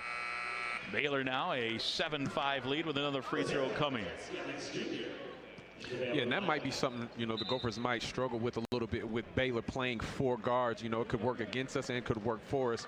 However, working for us with the rebounding, being able to box out of the zone, you know, playing a smaller Baylor team. However, work against us, they have 4 guards that can dribble, pass, and shoot, that can kind of pick apart the zone, as we just saw right there. Powell's second one is also good, so the 66% foul shooter gets them both, and it's 8-5, 3-point advantage here for Baylor. A couple of subs come in. Dan Skillings comes in, a senior transfer from Cincinnati for the Baylor Bears. Also into the game is Michael Ratai, senior, transfer from Oregon State, 3 years with the Beavers. He's out of Augsburg, Germany. Grove out front, gives to Tyson, who's 1 for 2 from 3. Now to Osama, wants to drive, gets around his man, left-handed layup, back iron, no good. And the rebound to Baylor. Everything but the bucket there, a little too strong. Yesufu kicks left for Agbim for Baylor. Gophers good transition defense there to not give up a quick one. And now it will be a half-court situation for the Bears. Pass into the paint, tip, but it comes out to Agbim. He wants to go to work on Reynolds, gets around him, lobbying, the ball deflected, 10 to shoot now. Baylor down low with the shot is Rati. He missed the shot, rebound tipped out, and it's Tyson. He'll go on the move. It's a 2-on-3. He'll funnel back for Osama on the left wing in front of the Baylor bench. Now reversing right side to Reynolds. Bounce pass to Grove, top of the key, back to the basket, couple of dribbles, shoveling underhand to Tyson on the right wing. They shift, and now Tyson right to the rim, and a layup good. Nice take by Tyson, who's up to 5 points, and it's 8-7. Baylor by 1. Yeah, and I like the way the Gophers are moving the basketball on the offensive end. They're doing a great job of really getting into their offense. And I love to see Cade Tyson. He's being extremely aggressive coming off that pin down screen where he's knocked down some shots and then just got to the lane. Yep, pass down low. Ratai, who missed the last bunny, that time hits it. And that was certainly something that for 2 weeks they prepared on the zone. That was a pass to the free throw line, and immediately when the Gophers came out, that freed up some baseline space. 3-point advantage for Baylor. Tyson, who has 5, lost the ball but tracks it back down, and now to Reynolds on the left wing. One-hand pass to Osama with 10 to shoot. Back to Grove, top of the key. They come out and challenge him. Now to Durkin with 7. With 6, Bobby's got to do something, so he launches a 3 from straight on. No good, and the rebound comes off weak side to the left for Agbim. Gophers down 3, retreating to defense. Here's a lob and a slam dunk by Cameron Carr. His first points of the night, and again, that zone occasionally, Al, looks like it floats up a little. Yeah, and Baylor is just kind of having 2 guys play down on that baseline, so Grove is having to pick between the 2. And on that lob right there, I did not know Carr could get up like that. Well, he threw that up there. I didn't know there. I thought I was going into the stands. Here comes Carr flying out for the dunk. And here's Carr with a foul out front. That will bring us to our first media timeout. Carr's first foul as he tried to fight through his screen and slap down on it. Timeout on the floor with 14 minutes and 10 seconds to go in this first half. Baylor 12, Minnesota 7. The Gophers will have the ball on an inbound when we come back. This is Golden Gopher basketball from Learfield. No matter how you drive it, there's a Ford for you. On the work site or out in the town, F-Series trucks provide power and toughness when you need it most. It's what makes them the best-selling trucks in America for 48 years. When adventure calls, the Bronco family always answers. That's because they're made for the great outdoors. With a flexible interior, the Ford Explorer adapts towards your needs. Visit your local Northland Ford dealers to find the perfect Ford for you. Plus, a great offer to go along with it. Based on 1977 to 2024 CY Industry reported total sales. It's the College Basketball Crown, live from Las Vegas, Nevada. This is Minnesota Golden Gopher basketball from Learfield. Everlight Solar is the premier home solar company in the Midwest and a proud sponsor of Minnesota Gopher Athletics. We make going solar simple and affordable with $0 down. To learn more about solar for your home or see our employment opportunities, visit everlightsolar.com. Hey Gopher fans, True Stone Financial is proud to present Coming Home. This year we'll once again welcome some of the greatest Gopher student athletes back to campus. It's the homecoming we can all celebrate thanks to your neighborhood credit union, True Stone Financial. From unforgettable plays to championship victories, these alumni have left an indelible mark on Gopher athletics. To learn more, visit gophersports.com/cominghome. True Stone Financial, proud sponsor of Gopher Athletics. Everlight Solar is the premier home solar company in the Midwest and a proud sponsor of Minnesota Gopher Athletics. We make going solar simple and affordable with $0 down. To learn more about solar for your home or see our employment opportunities, visit everlightsolar.com.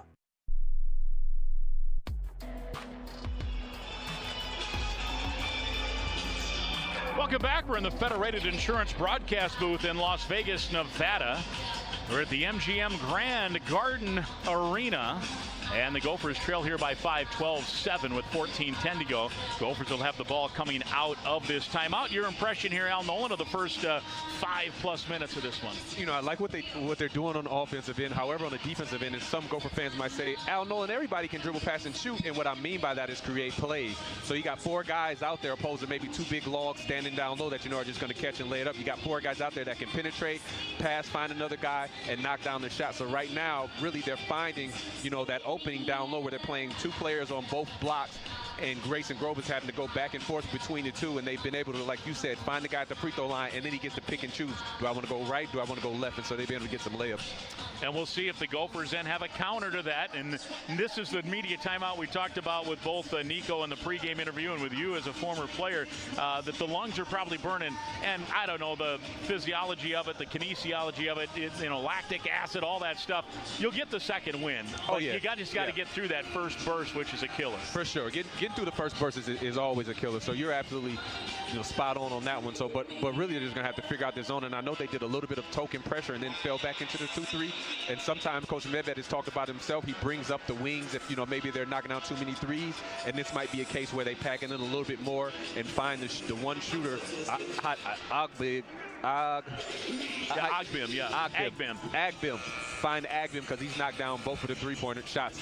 Appreciate the help right there, partner. But he's knocked down both of the three-point shots, so they're going to have to press up on him a little bit more and then see if the other guys can knock down from the outside. And they're a pretty good three-point shooting team on the year, about 35%. So you got to keep an eye, obviously, on them. Inbound Grove for Minnesota. Kicks out for Osama. Isaac with it on the left wing. Gophers down 5 here early. Osama into the paint. Right-handed layup good. So last time a little strong with the left hand. This time put it right up off the window, and it's 12-9 Baylor. Yeah, it was a good attack right there by Osama. Found the big man, switched on him off the handoff from Grayson Grove and drove it right to the basket with an easy layup. Gophers staying in that zone. No subs yet for Minnesota. With the basketball is Skillings. Gives right side to Williams at the elbow. In the paint, goes up with a shot and somehow got it to go using the left hand. Isaac Williams, who started the last 12 games of the season for Baylor, did not start the year as a starter. And has averaged 13.5 during that stretch. Got the left-handed bucket there, and it's 14-9, 5-point Bears advantage. Out front, Reynolds gives to Durkin, who's 0 for 1 from 3, and now back to Osama. Back out front for Grove. Left-hand pass, Durkin on the wing left in front of the Bears bench. Now back to Tyson. Cade goes in, got hit, no call, goes over the 14-footer and banged it in. Nice job. Tyson with 7 of Minnesota's 11, and it's 14-11 Baylor. Yeah, he's been able to find some space coming off that pin down from Grayson Grove, and right there he shot fake, was able to get into the lane, and the defenders kind of backed off when he pulled up. I love his aggressiveness right now. And this high major only tournament, a little chance to showcase before, you know, his college career is done here. Maybe, I'm sure there's NBA scouts and such in the building, and here's a drive by Williams, and he's got the bucket. Back-to-back buckets for him, the lead back to 5. But Tyson, a legit pro prospect. Here's Durkin on the wing right. Back to Tyson on the right wing. Free throw line extended a little higher with a dribble. Now to Osama. Back to Grove, right of the arc. Left side for Durkin. Back to Tyson. Good ball movement here by Minnesota. Tyson crossing over. Got toward the paint. Up with the shot. Floats it up. Oh, man, tough hit. Speaking of an NBA kind of shot, you see that nightly in the NBA. Not often at the college level. Yeah, great shot right there by Tyson. It's funny you say that. I was sitting back in my hotel thinking about that. Like, I wonder what type of workouts and who's going to work him out, because you know he's going to get some. I know the Timberwolves are always good for showing the Gophers some love, so it'll be interesting to see. Here's a pass to Skillings. He got cut off by Grove, and now to Williams. Pass down low. This is Ratai. Shot, no. In fact, I don't even think he got the shot up. He got the ball back. Here's a 3 in the air. No good, and Grove fends off Ratai and gets the rebound. Gophers down 3, come the other way. 11:40 to go first half. 16-13 the score. Reynolds, who had the first bucket tonight with the ball. He is covered on a switch and now gives to Grove in the short corner right, 8 feet out from the baseline. Back to the basket dribble, now to Osama. Good stutter step move into the paint, left hand layup good. He's got 4. The lead is 1 for Baylor, 16-15. Yeah, and you love seeing Asma attack that basket. You know, there's times he settles for the three a little too much, but right now he's making an effort to make sure he gets to the basket. He's a great finisher when he gets there. Gophers extend that zone a little bit. Carr will launch a long three, hit backboard, no rim. Not a great look. Gophers will give that one up all day, and a good rebound by Minnesota. They have a chance to reclaim the lead. They had a couple of early leads. Durkin three for the lead is all net. Bobby Durkin, and the Gophers out front 18-16. And right there, he found himself a little bit open. He just got a little bit of space and was able to get it up. And we know when he puts it up, like you said, it's a great shot for him to make it. Shooting 48%. You know, Gophers extended that zone that time, and I think Carr was surprised how far out he was when he elevated. And now away from the ball, a 3-second call. You don't see that very often at the college level, but it is a turnover. And that turnover not only helps Minnesota, but also helps the community. Federated Mutual Insurance Company donates $50 every time the Gophers force a turnover. That money goes to Big Brothers, Big Sisters all season long. At Federated Insurance, it's our business to protect yours. Gophers on a 7-0 run. They've gone from down 5 to up 2, 18-16, 10:34 to go first half. Minnesota will have the ball when we come back from the Federated Insurance broadcast booth. This is Golden Gopher basketball from Learfield. Know what happy is? Veggies. Crunchy, crispy, colorful, seasonal, aromatic, juicy veggies. Produce at its freshest. Cub produce. Best produce, period.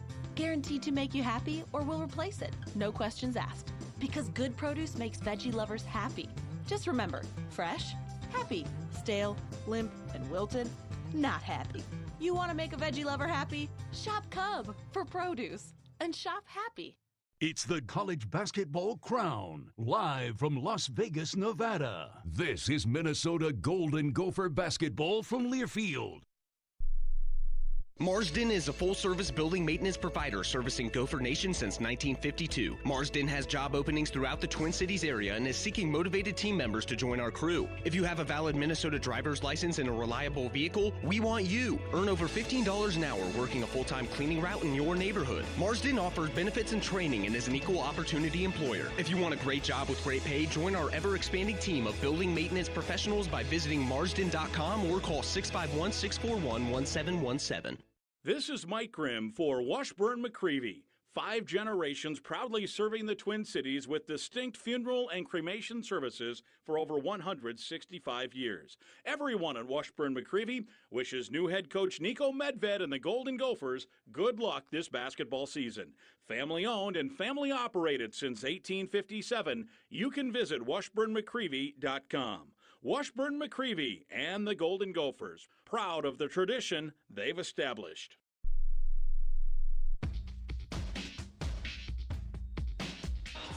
Minnesota with the lead, 18-16. Welcome back from the Federated Insurance broadcast booth. We are at the MGM Grand Garden Arena.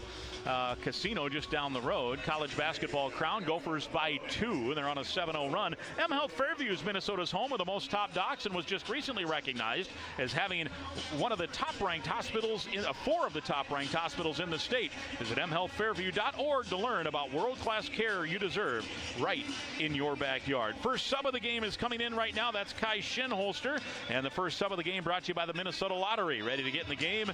Just say, I'm in. Kai Shinholster has done a nice job off the bench, and you have admired his energy that he gives his team, deflections, and obviously that dunk we still talk about out in Oregon. That was very nice. So, yeah, it'd be lovely to see him come in. And I think, too, we talked about it. The Gophers have switched up their D a little bit where off the first pass, it looks like they're going a little bit more matchup zone, where it's like, hey, guys, flare out and match up a little bit so they can't kind of pick us apart. And it's really, you know, caused Baylor a little bit of confusion as they got the 3-second call on the last possession. So I love them mixing it up so they were able to take the lead with that mix-up and kind of get a few stops. Yeah, and I think, because Carr's a pretty good three-point shooter, he missed that one badly. When he started to rise, because of how the Gophers had kind of extended, I think he thought that he was closer, and all of a sudden he had to kind of force it up from 27 instead of 23. Yeah, Asma came running out there on him like, you gonna guard me way out here? So let's see who is going to get the first breather. Looks like Langston Reynolds is the guy out of the huddle that will get the first breather. Osama stays in. Little full court press for Baylor. Ooh, a deflected pass or a bobble, but Tyson takes care of it and gives back to Osama, who will run the point. They'll bring it up into the offensive end. Gophers worked on that in shoot-around today. They knew that they would see a little press, and a good job there. Osama on the wing right for Minnesota on a 7-0 run and away from the ball. A holding foul. And it looks like, or no, it looked like the signal was a little hit to the head there. Fighting it through the screen. That foul's on Yesufu, his first, team second. Minnesota with one foul here. It's been pretty clean so far, almost midway point, first half. Yeah, and he's guarding Tyson, and so I'm sure Coach Drew told him, you can't lose him. Well, we've seen that on the back cuts. They just get a bear hug sometimes. Gophers, awesome when the inbound man gives to Grove. Up with a shot, he made it, but they wave it off. A little hold, speaking of hold first, and that's on Isaac Williams. So a new inbound for Minnesota, still up by 2. This time the inbound will go on the left side as you look in, and they'll switch the play, and Durkin will be the trigger man. Bobby slaps the ball to get the play set in motion, waits, better find somebody, and he has to baseball it into the backcourt, which is legal on the inbound. It comes to Osama, into the offensive end, gives to Durkin, and now they set the play in motion to Shinholster. Right side for Tyson with 10 to shoot. Grove to Osama left wing. There's the back cut. Tyson shot up, blocked, and it's stuck in the crotch of the rim between the backboard and the rim, and that means it is a tie possession, and the Gophers will stay in control with a fresh 20. The shot blocked and stuffed into that area. Tough break. Had it been just an inch higher, it's a layup for sure. Right. Good play, though. Great play, and they're overplaying him now because he's been able to come off that pin down and be able to knock it down. So that back row could be there again. Here's an inbound to Osama out near half court, but not into the backcourt this time. A little more time to shoot. Midway point, first half, 10 minutes to go. Gophers by 2. Shinholster now bounces to Grove out front, back to the basket, right of the arc. Back to Shinholster, ball fake. Now gives to Osama. NBA range 3 from straight on. No. And the rebound comes off to Yesufu, the freshman for Baylor. Bears down by 2. 9:45 to go first half. Gophers extending that zone as Shinholster almost playing the point man on that zone. Williams gives to Agbim, right side for Skillings. And now here's a drive by Yesufu. Layup good. Nice take. He hit the deck hard. No whistle. And we're tied at 18. 9:25 to go. That ended a long drought for Baylor. Each team has hit 5 of their last 7 field goals. Baylor had a couple of turnovers to help the Gophers. Here's Osama. His 3 is blocked. Out of bounds, Yesufu. And again, he's on some NBA draft boards. Don't know if he'll be a one and done, but NBA team certainly scouting him, and you can see the quick hops there on that block shot. Yeah, and he was highly touted, coming out of high school. So that was great athleticism right there by him. And then Baylor looks like they're trying to pick up the defense a little bit. Scott Drew looking at his play card. It'll be an inbound, though. Minnesota on offense. Grove gets the inbound, gives to Shinholster right of the arc. Now to Durkin. Comes off of a screen. Back to Osama. Open 3 this time. That's no good. Rebound tipped. It's still loose, and it comes out finally after a couple of taps to the Bears. Agbim will give now. No, he'll keep it. He'll bring it up into the offensive end. It's a screen working left against the zone of Minnesota. To the free throw line, Yesufu. Double team there. Pivots. Gets out of the lane. Elevates. Shot no. Line drive. Rebound tipped out of bounds by Tyson. It'll stay Baylor ball with a fresh 20. 8:46 to go. We're tied at 18. We're in the first. Reynolds in and Osama out. Isaac with 4 points. A couple of layups, and he missed a couple of threes here on the last 2 possessions. In fact, 3 threes. He had the 1 blocked. Inbound for Baylor. It'll be a bounce down low right to Yesufu. Shot may have been partially blocked by Tyson. No, it's short. And the rebound to Grove. Outlet for Reynolds, who's back into the game. Left-hand dribble, gives to Tyson. Back to Reynolds. Between the leg dribble. The Denver product gives right side to Tyson. And now to Durkin. Left side Shinholster. 12 to shoot for Minnesota in a tie game at 18 all. Now to Grove. They leave him open, so he'll take the straight on 3 short. And the rebound comes off to Carr. Gophers now 2 of 9 from 3. Carr whistles it left side to Williams. Crossing over, he got to the free throw line, finds his man, Caden Powell, and a dunk down low. And again, that baseline has been effective against this Minnesota zone. Baylor on a 4-0 run, up by 2. Yeah, right there, the Gopher guards can't allow penetration because then that puts Grove in a tough position. He has to step up. And then, like you talked about, they've been able to find the big man roaming baseline. Here's Reynolds toward the paint, and a travel turnover on Reynolds. Yesufu came over and forced the travel. Timeout on the floor. Baylor with a 2-point lead on a 4-0 run. Minnesota's now missed 5 straight shots. They've not scored in 3 minutes, and they'll be on defense when we come back. From the Federated Insurance broadcast booth, this is Golden Gopher basketball from Learfield. We all know the importance of nutrition and diet for a healthy lifestyle. We also know dairy foods provide great nutrition and value. That's reason enough why Gopher families choose Prairie Farms dairy products like our whole milk yogurt and cottage cheese. They are rich and creamy, packed with protein, and great for snacking any time of the day. Visit prairiefarms.com for recipes, coupons, and more information about our award-winning dairy products. Support Minnesota dairy farmers and choose to drink local with Prairie Farms. A true teammate takes on every day with a winner's attitude, gets up when they fall down, and leaves it all on the field. There's a group of teammates who do all these things every single day. But they're more than your typical athlete. They're kids facing unthinkable medical circumstances. Team Impact matches children facing serious illness and disability with college sports teams, creating a long-term, life-changing experience for everyone involved. Join us in the movement to get all kids in the game. Visit teamimpact.org to learn more. Team Impact. All in, all together. When your home needs a hero, count on Hero Home Services to keep you safe and comfortable every season. Serving the Twin Cities for over 100 years, our team handles it all, from heating and cooling to plumbing and electrical. Whether you need a repair or maintenance, Hero is committed to providing exceptional home service. No shortcuts, just service backed by experience and ready when you need us most. Call Hero Home Services today at 612-238-3585.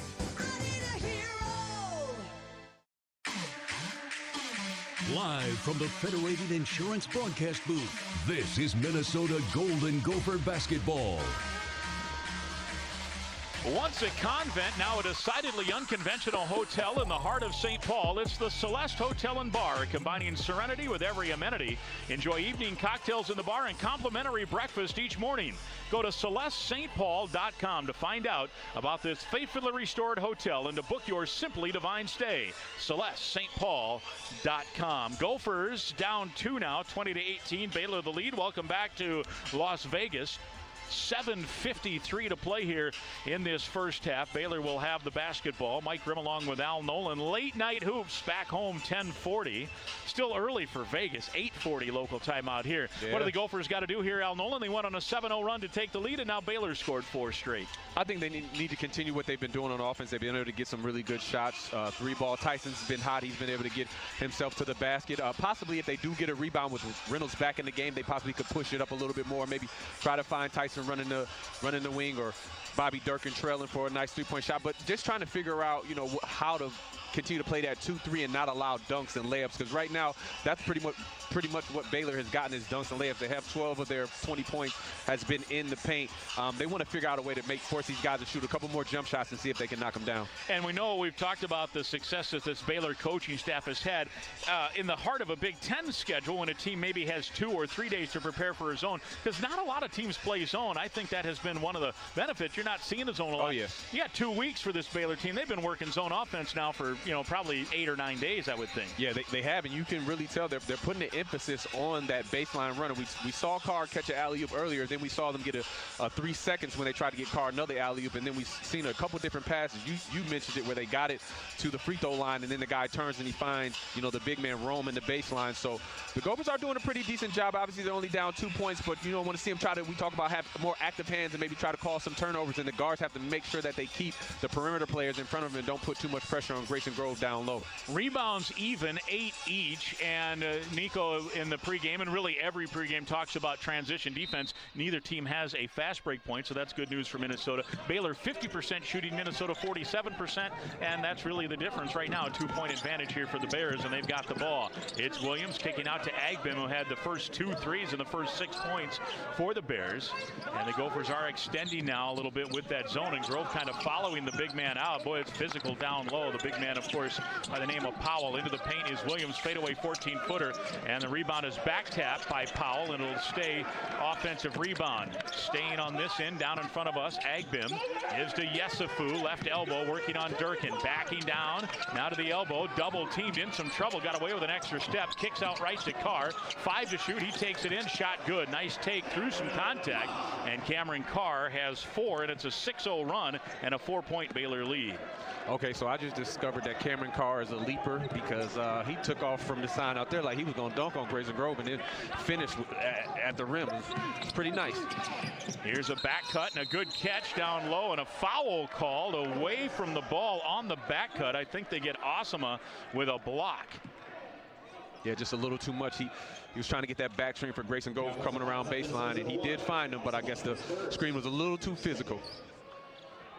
Nico turning to his coach is kind of holding his hands up in the air like, what's that call? I didn't see it. Obviously, he was away from the ball. I was following the ball. And now, Osama just picked up his second foul. They picked up full court, and Nico has to call on Kai Shinholster now to come back into the game for Osama. 6:49 to play in the first.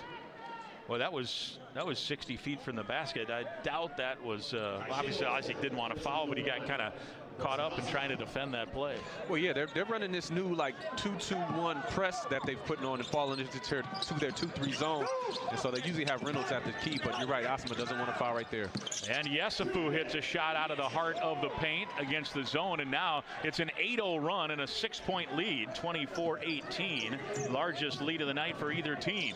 6.5 to play. Gophers 0 for their last 5. Turnover last time down, and they've not scored for now approaching 5 minutes. Hard to win when those droughts happen, and here's a foul called on Williams as they tried to enter the ball down low. Grove, I beg your pardon, posting up. Williams got a little aggressive. He's incredulous talking to the official, but foul called.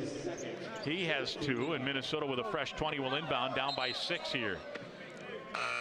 Skillings will come back in, the senior, 3 years at Cincinnati, now his senior year at Baylor, and Williams with the 2 fouls comes out. Inbound man is Langston Reynolds, waiting, better find somebody, and he lobs it into Grove.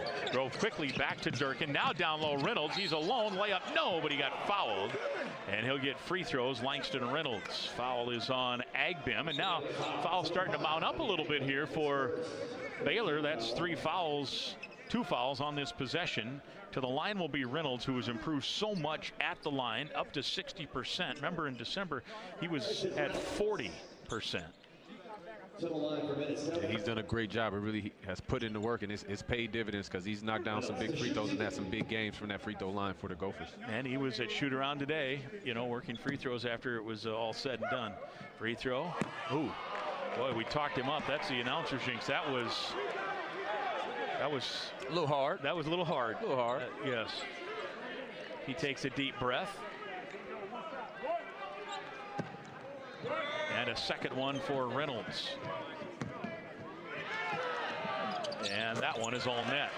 So he took that breath and it worked. Lead cut to 5, 24-19. Gophers could use a couple of stops here. Kills, they like to call them. Kill would be great. 3 straight stops. They'll take that. Here's Yesufu against the zone outside the 3-point stripe. Reynolds guarding him for the moment, trying to keep him in front, and does. Kick back out to Agbim for Baylor. 10 to shoot. He'll launch a long NBA range 3, and he buried it. Boy, I think you'd let him take that all night, but he knocked it down, and the lead now is 8, 27-19. Well, I wouldn't necessarily, because he's 3 for 4 from the 3-point line, and just watching him, I'm like, oh, he's their shooter. He's the guy that I was talking about that you're going to want to get up on and not allow to shoot the 3. Let anybody else shoot the 3. Nobody else has really even tried a 3 besides Carr, and he missed pretty bad on that last one. So force Baylor to shoot the ball. Here's Shinholster, gives to Reynolds. Gophers down 8 now with 5:20 to play in the first. Reynolds gets into no man's land, bounces down low to Grove, spinning layup, no, missed it from point blank. And Baylor clears the glass. They can go up double digits here with a bucket. They're on an 11-1 run.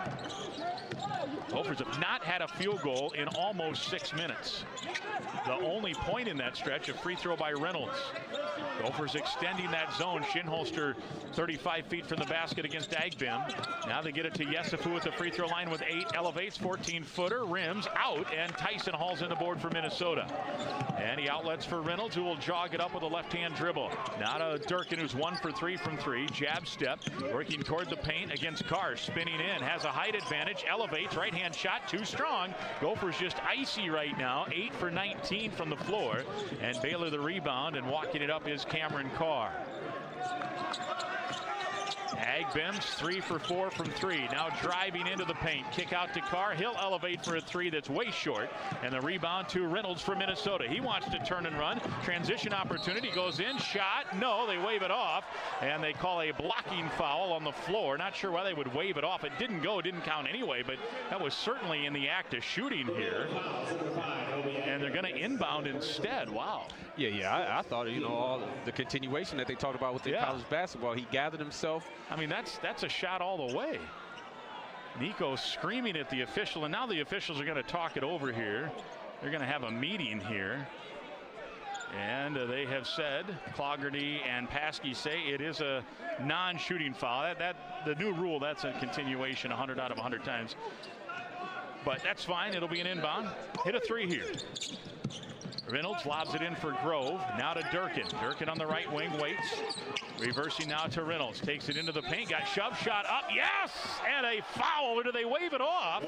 The foul's called. And again, the continuation. 2 in a row. Dorsey, the call this time. The foul is called on Skillings. Nico Medved is livid. Back to back. The continuation rule, which was a new rule here in college basketball. It'll be bonus for Minnesota, and Reynolds will go to the line to shoot a 1-on-1 instead of completing a 3-point play. Yeah, and you know how, when college basketball kind of always introduces the new rules that are kind of for professionals, it's always that gray area where, the refs are still, in my mind, trying to figure out what it is. But for both of those, it's particularly this last one I feel like was a continuation as Reynolds knocked down the first free throw of the 1-and-1. Free throw good. He's got 4 points, and the lead cut to 7. 27-20. Reynolds' second free throw. He's got 4. And that free throw back iron no good. Rebound to Baylor. They lead it here by 7. 4:10 to go first half. Gophers could use some more stops here.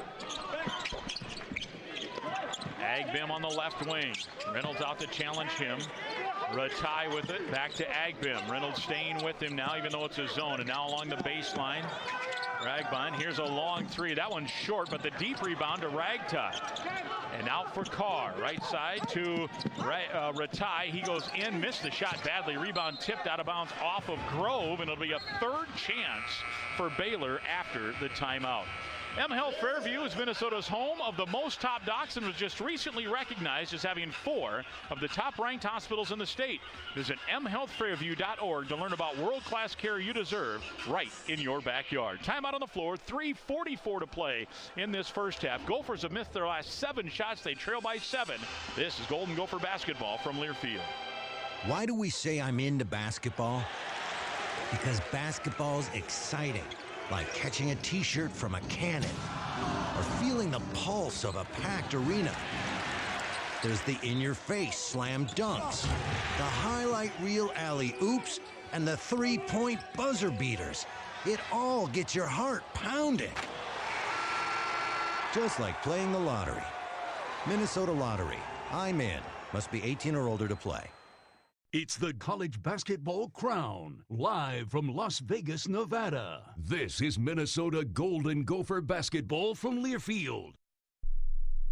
Everlight Solar is the premier home solar company in the Midwest and a proud sponsor of Minnesota Gopher Athletics. We make going solar simple and affordable with $0 down. To learn more about solar for your home or see our employment opportunities, visit everlightsolar.com. When your home needs a hero, count on Hero Home Services to keep you safe and comfortable every season. Serving the Twin Cities for over 100 years, our team handles it all, from heating and cooling to plumbing and electrical. Whether you need a repair or maintenance, Hero is committed to providing exceptional home service. No shortcuts, just service backed by experience and ready when you need us most. Call Hero Home Services today at 612-238-3585. Everlight Solar is the premier home solar company in the Midwest and a proud sponsor of Minnesota Gopher Athletics. We make going solar simple and affordable with $0 down. To learn more about solar for your home or see our employment opportunities, visit everlightsolar.com.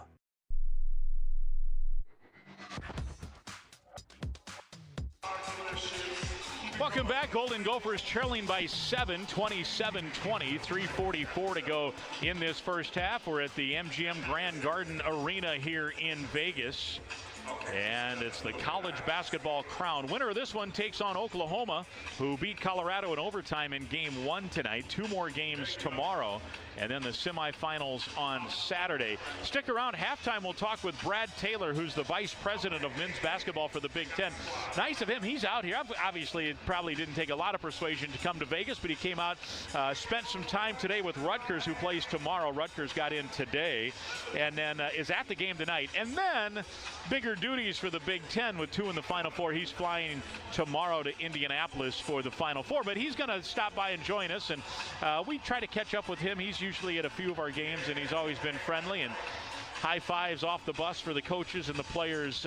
He was waiting for them when they got here today. So stick around for halftime on that, and hopefully the Gophers can fight back in this. You'd love to get within a possession or 2 here before halftime, and then give yourself a shot in half number 2. Yeah, for sure. You know, I talked about it before. It looks like they've gone into more of a 2-3, and off the first pass, that kind of flare out and match up. Coach Medved's been known to do that, and particularly as well. And you talked about when the ball goes to the free throw line, the guards fan out, and everybody kind of matches up man to man. That's kind of been effective for Baylor. And another thing, they just have to continue to force Baylor to shoot the long ball and try to keep them out of the paint.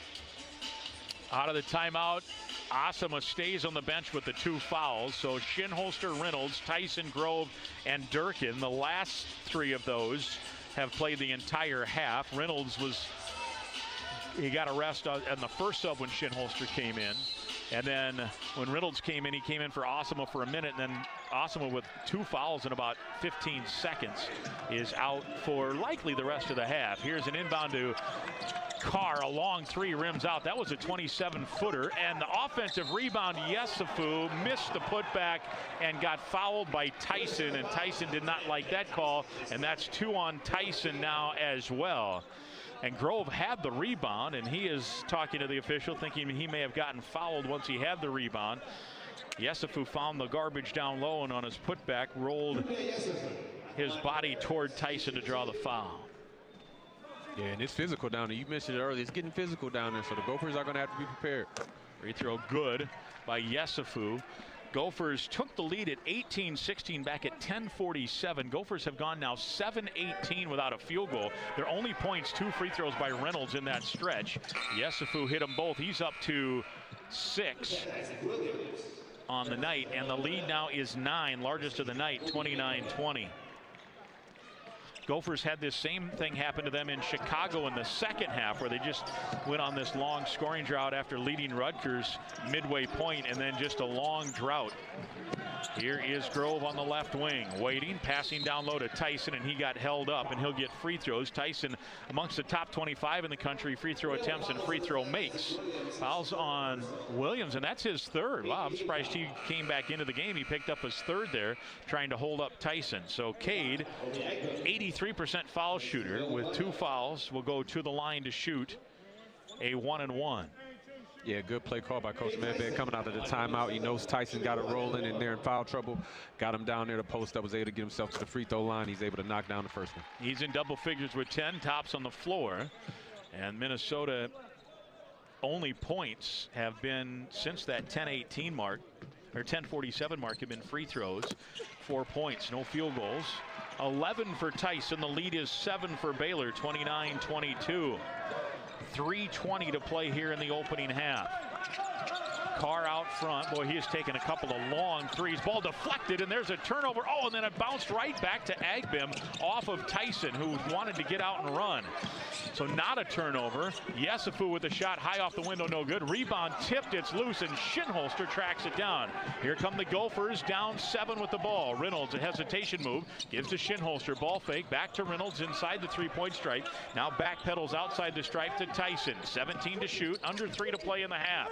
Reynolds lobbing down low to Grove. Spinning left-hand shot good, and the first bucket of the night for Grove makes it a 29-24 game. Good feed there by Reynolds.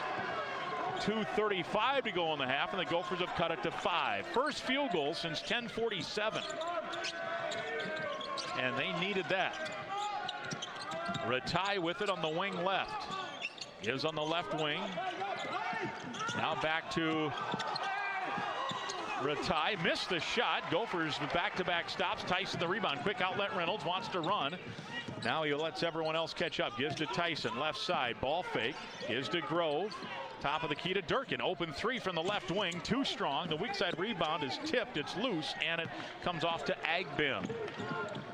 Each team with 11 rebounds. No, 15 to 12 the rebounds. Each team with 11 defensive rebounds. And now a timeout called here by Baylor. Their use it or lose it timeout. They lead by 5 with 1:56 to go here in the first half.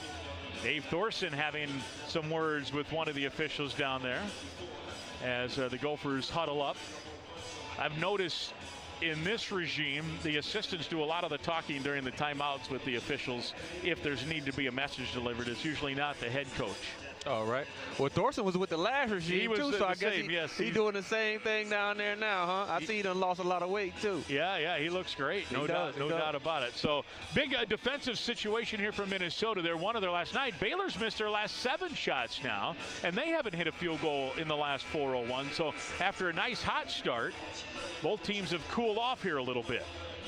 Yeah, and the Gophers have been doing a good job for the most part of limiting them to one shot. And then on the offensive end, the Gophers have done a great job of, now that they have Baylor in foul trouble, is posting up. Hey, force the ref to make the call. Tyson went down there, posted up, was able to get himself to the free throw line. Reynolds was able to find Grove posting up for a nice layup. So they have to continue to attack the basket. However, I do like that shot by Durkin. I felt like he passed up a couple open ones, you know, that he did get his eyes on that basket. So whenever he gets his eyes on that basket, he needs to lock in and let it go. Inbound will be Carr for Baylor. They lead by 5, under 2 minutes to go. 0 for 7 in the last 7 attempts for the Bears. Agbim gives to the free throw line. Yesufu penetrates in. Right-hand shot, too strong. Got his own rebound. Put back short. Grove the rebound. They've missed 9 straight. And Minnesota down 5 coming the other way. They get a play call here from Nico Medved. It's Durkin out front. Left-hand pass way out front to Tyson. He wants to take it right at his man. Gets around him. Layup good. 13 for Tyson. The lead cut to 3, 29-26. Nice run here for the Gophers with 1:20 to play in the first. 6 straight for Minnesota. Schilling's out front for the Bears to Yesufu at the elbow. Ball deflected, but he got it back. Shinholster got a fingertip on it. Now back out near half court to Agbim. He's got 3 threes tonight, 9 points. Working on Shinholster, gets into the paint, kicks into the corner. Carr an open 3, no good. Rebound tipped, it's loose, still bobbling. Skilling's the putback.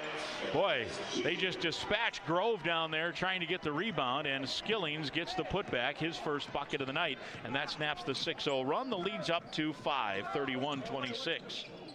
Yeah, they did. I thought there was going to be a whistle from the refs, but like we said, it's been physical, so the Gophers have to be prepared for that. With it is Grove. Yeah, Grayson just got shoved from behind out of the play. Here is Reynolds in the right wing. Gives to Shinholster. He'll fire an open 3. It's short, and the rebound comes off to Powell for the Bears, and they can hold for 1, up by 5. Bears are 1 for their last 11. Minnesota staying in the zone. Out near half court with 11 to play. 10, now 9. With the ball is Agbim, senior out of Aurora, Colorado. Left-hand dribble with 4, with 3. He's going to elevate with a long 3. It's no good. Durkin the rebound, and that brings us to a close in half number 1. Baylor 31, Minnesota 26 at the half. Both teams went cold in the second half of that first half. Gophers are 2-10 when trailing at the half. Hopefully they can reverse that trend here as we are ready for halftime. Stay with us. Minnesota Corn brings you the halftime show from the Federated Insurance broadcast booth. This is Golden Gopher basketball from Learfield. Get ready for the 16th annual Goldies Run on April 12th. Choose from the 5K, 10K, or 10-mile and run through the heart of the University of Minnesota campus, finishing on the field at Huntington Bank Stadium. It's an unforgettable race day experience for all. Goldies Run has been proudly presented for 16 years by Abbott, a global healthcare leader that helps people live more fully at all stages of life. With 8 locations in the Twin Cities, Abbott is proud to call Minnesota home. Sign up today at goldiesrun.com. United Healthcare is a proud presenting partner of the 2026 Special Olympics USA Games because we share their vision of a world where everyone belongs and ability triumphs. We stand with the Special Olympics athletes, families, and communities as a proud supporter, just as we stand with our members every step of their journey of health, because we know what it means to have a personal cheering section and supporter on your side when you move through life's obstacles and get back into the race. United Healthcare, your hometown healthcare plan. Score more with the college-branded Venmo debit card. Rep your team with every tap and earn up to 5% cash back through Venmo Stash, a new rewards program where the more you do, the more you get. Get your Venmo debit card today and start earning rewards with Venmo Stash. No monthly fee, no minimum balance. Learn more at venmo.com/collegecard. The Venmo MasterCard is issued by the Bancorp Bank, N.A. Select schools available. Venmo Stash bundle terms and exclusions apply at venmo.me/stash terms. Max $100 cash back per month. Imagine getting insider access to your favorite Gopher student athlete. Exclusive events, behind-the-scenes content, and unique experiences that bring you closer than ever. That's what you get as a member of Dinkytown Athletes. With memberships starting at just $10 a month, every membership directly supports Gopher student athletes through NIL opportunities, helping them grow on campus and beyond. Take your fan experience to the next level. Visit DinkytownAthletes.com today. Gopher basketball is brought to you by Washburn McCreevy Funeral Chapels, proud supporter of Golden Gopher basketball. Welcome to the Gopher Halftime Show, presented by Minnesota Corn Growers Association on the Gopher Sports Network from Learfield. Committed to innovation and community. That's Minnesota Corn. Learn more at mncorn.org. It is Gopher halftime. Gophers trailing Baylor here 31-26 at the break. Mike Grimm and Al Nolan with you. And we have a great halftime guest. Before we get to that, we owe you station identification. Let's do that right now. 10 seconds. This is the Gopher Sports Network.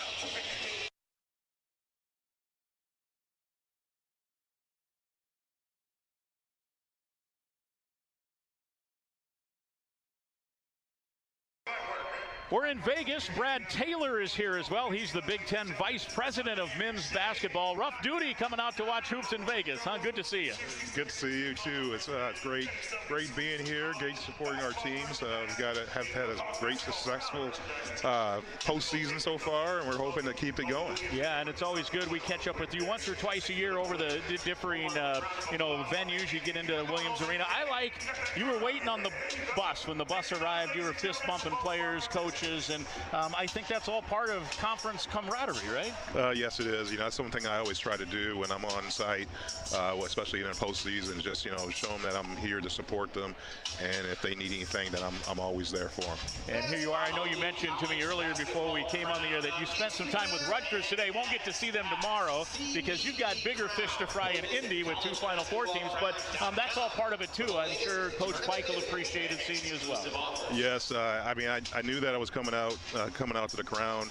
I knew that I had other responsibilities at the Final Four coming up tomorrow, so I wanted to make sure. I was going to try to meet them when they got to the hotel last night, but their flight got delayed, so I just called this morning and said, hey, can I just sit down with you for a couple seconds, and then kind of sat with some staff and things like that. But it's just, showing support. I'm thinking, I appreciate, both Minnesota and Rutgers playing in this event, especially because, their seasons, they could have ended their season, so it's great that they want to continue and keep, building on for next year. What an exciting, we're into April now, but what an exciting March for Big Ten basketball. Chicago hosted a very successful, well-attended event with the Big Ten tournament, culminating with a great title game, right? Purdue and that group that had won so many games, and then Michigan and Illinois, great stories. You had Iowa. You had Michigan State, Nebraska with its best season. Pretty cool basketball year for the Big Ten. It's been a very great, very good postseason for us, and we're just hoping it doesn't end, and we're holding the trophy at the end of it. Yeah, what do you think, Brad, has been the help? I mean, it's been it's been well documented. Izzo won the last one for the league way back in 2000, so it's been a while. Many chances, lots of Final Four teams over the years. What about this season? One might be different, and two, what has made the Big Ten have so many good basketball teams? We have a tough league.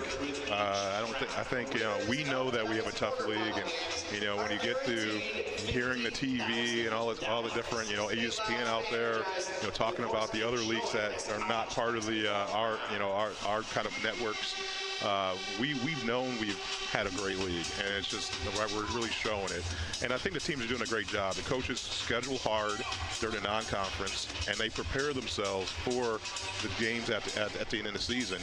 We all know that the Big Ten 20-game schedule is going to be tough for everybody, and no matter who you play in your one plays or two plays, it's going to test you for the postseason. And what Illinois and what Michigan have done, like in the non-conference, they played a very quality non-conference schedule, and against teams that are different styles, so they know when they get to the tournament they're going to get challenged by a different look, and so they're prepared for it. And I'm hoping that when they show up in Indy, they show everybody that who the Big Ten is, and we can hopefully end the streak. Yeah, I think last time you and I talked, we saw you were in Champaign when the Gophers were down there for the Gopher Illini game, and at that time Al and I said on the radio, this Illinois team is Final Four good, and they ended up proving it right. And Michigan obviously was #1 much of the year, so two cream of the crop teams with an opportunity now.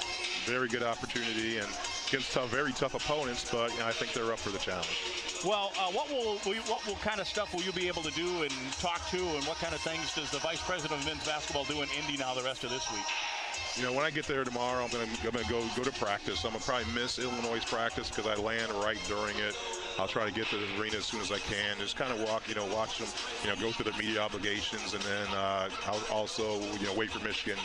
I'll be at their media obligations as well as their practice. But, I used to work at NCAA, so I ran 9 Final Fours. So I'm just here to just, answer any questions. There's going to be some things that, I know. I mean, I can't tell them what's going to happen during the game, but I can tell them, hey, what's the crowd going to look like? What they need to prepare for. It's always different when you're shooting in that type of venue. And, I could tell them, hey, you've got to prepare for the sidelines, prepare for when you're shooting. If you're looking, the video boards might be going on, so you might see reflections from the video board. So just trying to get them mentally focused so they can actually, do what they're supposed to do when they get on the floor. Well, good luck. Let's get a Big Ten title here. We'll put it on your shoulders. Thank you very much. All right. I always enjoy spending some time, getting some insight. And what a month in March, and let's have a good April, too. Sounds good. Thank you very much. Thanks for having me. Brad Taylor, Vice President, Men's Basketball, the Big Ten, our guest here at the half. Gophers trail by 5. This is Golden Gopher basketball from Learfield. Hey Gopher fans, True Stone Financial is proud to present Coming Home. This year we'll once again welcome some of the greatest Gopher student athletes back to campus. It's the homecoming we can all celebrate thanks to your neighborhood credit union, True Stone Financial. From unforgettable plays to championship victories, these alumni have left an indelible mark on Gopher athletics. To learn more, visit gophersports.com/cominghome. True Stone Financial, proud sponsor of Gopher Athletics.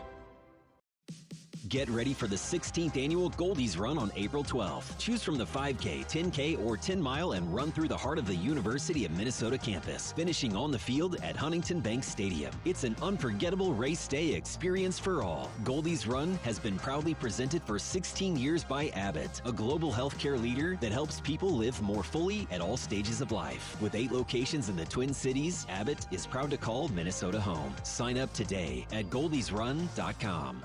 It's the College Basketball Crown, live from Las Vegas, Nevada. This is Minnesota Golden Gopher basketball from Learfield. With the Planet Fitness Black Card, you can bring a friend anytime and so much more when you join today. You heard that right. Conquer the stair climber with your partner in climb. Enjoy a post-workout recovery session in the hydro massage, and do it all again with access to any of our 2,700 convenient locations. So, you coming? Get all the perks with the PF Black Card for $1 down and $24.99 a month.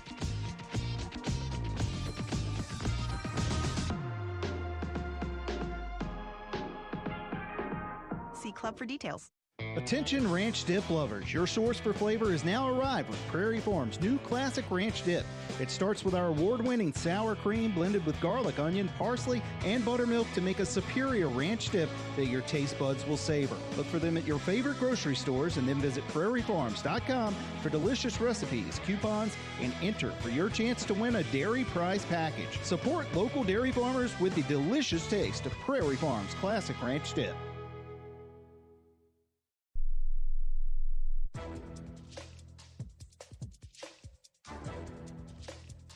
This copyrighted broadcast is an exclusive presentation of Learfield under the broadcasting rights granted by the University of Minnesota. Reuse of this presentation is prohibited without the expressed written consent of the university and Learfield. Announcers are provided by Learfield and approved by the university.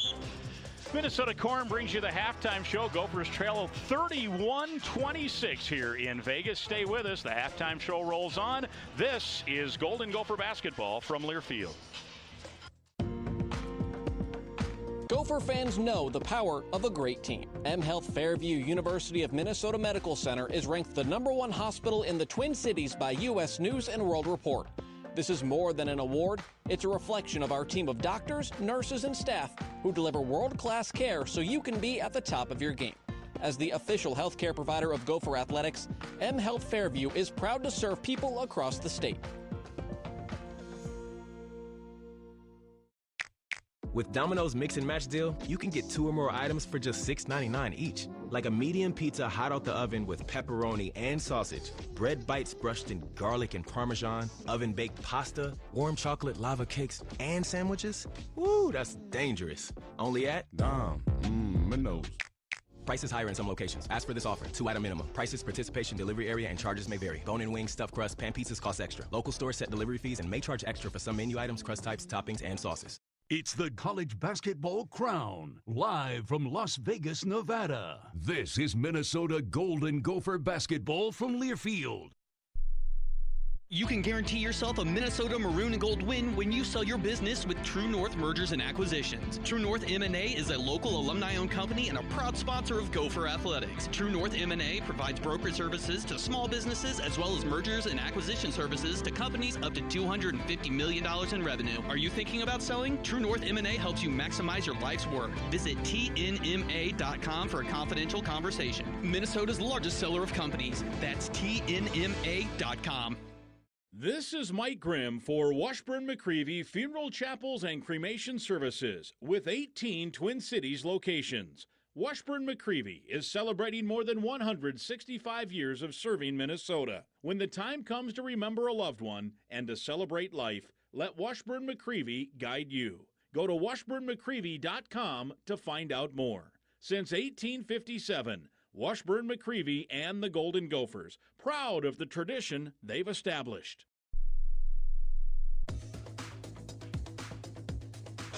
Welcome back. Gopher halftime sponsored by Minnesota Corn. Baylor with a 31-26 lead at halftime. Assistant coach Armand Gates joins us courtside. And coach, what's the message for the maroon and gold here at the break? You know, we got to wake up a little bit defensively. We can't let the one guy, you know, we call a Curry, get the three made threes from their team. 3 for 11 from 3, and we got one guy that, again, just like the Rutgers game, we let one guy really stretch out our defense a little bit.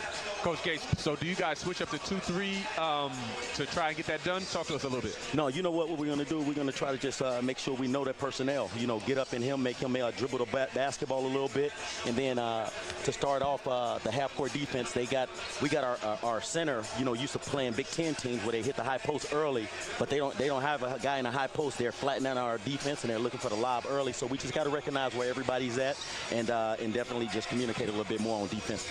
All right, last question for you. Do you go into kind of a man-to-man off the first pass out of the 2-3, or how does that work? I see you matching up a little bit. Yep, we got a couple different calls. Once we see what they're trying to attack, you know, if we see that they're trying to attack right away, then we'll try to match up right away. But if we see that they're making a couple passes, we got a couple calls to match up with what they're trying to do. All right, very good. Good luck in half number 2. Let's do it. Thank you guys so much. All right, Armand Gates with us here at the halftime break, and the Minnesota Corn brings you the halftime show. Time for the first half scoring summary brought to you by M Health Fairview, home of the #1 hospital in the Twin Cities, and 2 others in the top 10. That according to U.S. News and World Report. For top-tier care, visit mhealthfairview.org. Leading the way for Minnesota, Cade Tyson with 13. 4 points each for Osama and Reynolds. 3 for Bobby Durkin, 2 for Grayson Grove. Shinholster played and did not score. 9 leading the way for Agbim, all on threes. 6 for Yesufu. And then 4 points for Carr, 4 points for Williams, 4 points for Powell, 2 each for Skillings and Ratai. And that is the tail of the tape, sponsored by M Health Fairview.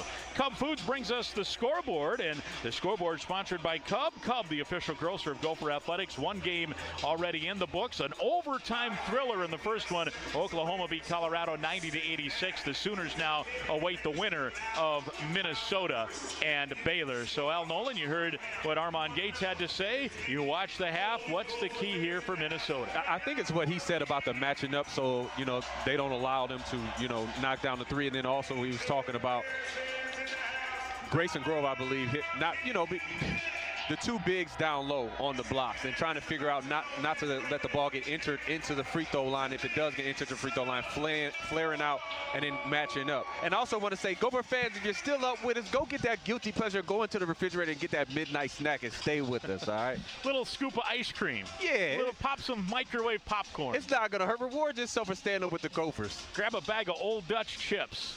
There you go. Right? That sounds good. Get one of the ones with the ripples. Nothing wrong with that. All right, so the Gophers will start on defense here. The possession arrow favors Baylor. They will shoot, they being Baylor, the basket to our right in front of their bench. And obviously the Gophers now will be down in front of us. We're in the mezzanine level here of the MGM Grand Garden Arena. Good bird's eye view here from the free throw line straight up is where we are, so a good angle. This arena, by the way, opened back in 1993, so almost 40 years old. First show here ever when it opened, Barbra Streisand. Oh, nice. And Luther Vandross, I believe, was number 2. Vandross, yeah, I love Luther Vandross. I don't know. I know who Barbra Streisand is, obviously, but I don't. Her tunes are familiar. You give me a tune? Can you sing one for us? Ah, man, I don't know. I was going to say You Light Up My Life, but I think that's Debbie Boone, so I don't know. Gotcha. I'm sure somebody will tweet a. Dance with my father again is Luther Vandross. Shout out to my dad. Out on the field, I see you out there. Very much. We see a banner to the left. Pacquiao fought here. They have a lot of fights here. They had some WWE events here. But look, T-Mobile Arena, when it came in, there's the Michelob Ultra Arena down the way at MGM as well. A lot of venues here. Thomas and Mack Center, UNLV. Yes. You probably played there as a freshman in college, right? I did. Yeah. And one of my memories is getting hung against Nicholls State. I was wide open, and that rim caught me. I was like, oh. Teammates teased me the whole trip. The whole trip. Nothing to it. All right, here is Baylor. They want a lob, and it's deflected out of bounds off of Grove. Uh-oh, and there's an injured party, and that is Carr, and that's not good. As he is favoring that right leg. He went up. They wanted to do what they did in the first half and get him a dunk. Yeah. And they're going to need a trainer to come out here and check on him, but so far no trainer is out. Looks like he might have tweaked that ankle a little bit. Yeah, looks like. Oh, our engineer Ray has given us some Barbra Streisand songs. Woman in Love, The Way We Were. That's probably the most popular money song. Yeah. Tell Him. She for a long time had stage fright, couldn't sing, so yeah, she solved that here. So good news thank you, Ray, we appreciate it. Late night entertainment here on the Gopher Sports Network. So Carr is going to stay in the game. The trainer never did come out, so because of that, he doesn't have to come out. He's going to walk it off. And look, that's a relief for everybody. You don't want to see a guy postseason like this, blow a knee out or something. Not at all. So, and you roll that ankle, and here's an inbound, and Yesufu got an easy bucket, and that was not good either. But you roll that ankle, sometimes it feels like you want to chop it off, and then you walk it off, and you're fine. And sometimes it's a little scarier than you think. So it's like, oh! At first, it's like, you know what? I think I'm all right. Let me get up. Lead 7 here now for Baylor. They led by as many as 9 in the first half. Gophers had a lead by 5 a few times. Here is Grove with the ball right. Gives to Durkin on the right wing in front of the Minnesota bench. Baylor definitely extending its man-to-man as well. Tyson on a ball fake. Pivots in. 14-footer is rattling out.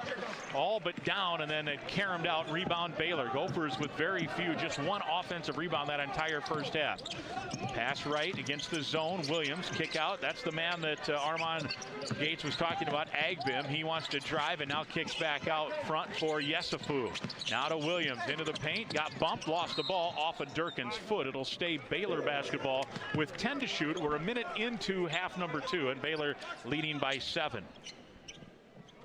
And it was a second chance opportunity, although I don't even think that was a shot attempt. It was deflected by Grove, so wouldn't technically count as a second chance point on that first possession. Yesufu to Carr in the corner. Agbim with 5 to shoot, into the paint, fires into the corner. Yesufu corner 3, too strong, and Durkin finds the rebound. One hand pass ahead for Reynolds. Hesitation move, takes it in right, high off the window, shot blocked. They wanted goaltend, he slapped the backboard, nothing called. Quickly the other way, Yesufu shot good as they're running. Nico with his arms out, the layup good. It's a 9-point lead. Yesufu with all 4 points, 35-26, matching their largest lead of the night. 18:30 to play here in this ball game. Reynolds with the ball. They post him up, so he's backing down, and he made a bad pass. It was trying to find 5 different guys, and it's a dunk on the other end. Timeout, Nico. And it's a 6-0 run to start and a 11-point lead, 37-26. Not a good pass at all on the other end. We're going to get a replay here of the shot block. He blocked it, slapped the glass. Looked like it might have still been on the way up. What'd you think? Yeah, I thought it was a pretty good block.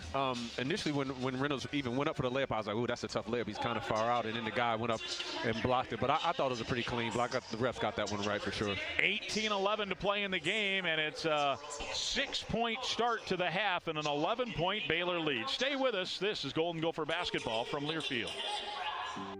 You depend on CenterPoint Energy to deliver energy for what matters most. To you, your neighbors, and throughout the land of 10,000 lakes, so we can all make a better tomorrow. That's why we're investing in the latest technology to reduce emissions, offer rebates on qualifying energy-efficient natural gas equipment, and provide energy-saving programs that help save you money. Look ahead at centerpointenergy.com/futuremn. Friends of the Barn is your direct way to invest in Gopher men's basketball and their mission of Team Together. By supporting the team, you're providing Coach Medved with the resources to lead the program at a high level. Friends of the Barn allows him to address the team's most important needs, including recruiting, training, and player development, ensuring our student athletes have every opportunity to thrive. Join us in building something special. Support Friends of the Barn by connecting with the Golden Gopher Fund at ggf@umn.edu. United Healthcare is a proud presenting partner of the 2026 Special Olympics USA Games because we share their vision of a world where everyone belongs and ability triumphs. We stand with the Special Olympics athletes, families, and communities as a proud supporter, just as we stand with our members every step of their journey of health, because we know what it means to have a personal cheering section and supporter on your side when you move through life's obstacles and get back into the race. United Healthcare, your hometown healthcare plan.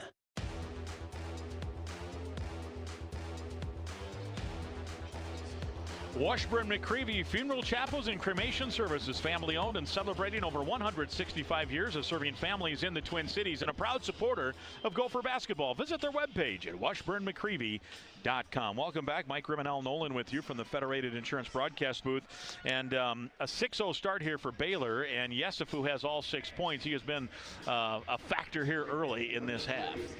Yeah, and the Gophers just have to figure out a way to get back into rhythm. You know, in the first half, they had really good offensive rhythm going on. Right now, they've coming out. You know, they got K. Tyson a nice shot and just rattled in and out, tried to get Reynolds on a little post up. They doubled him.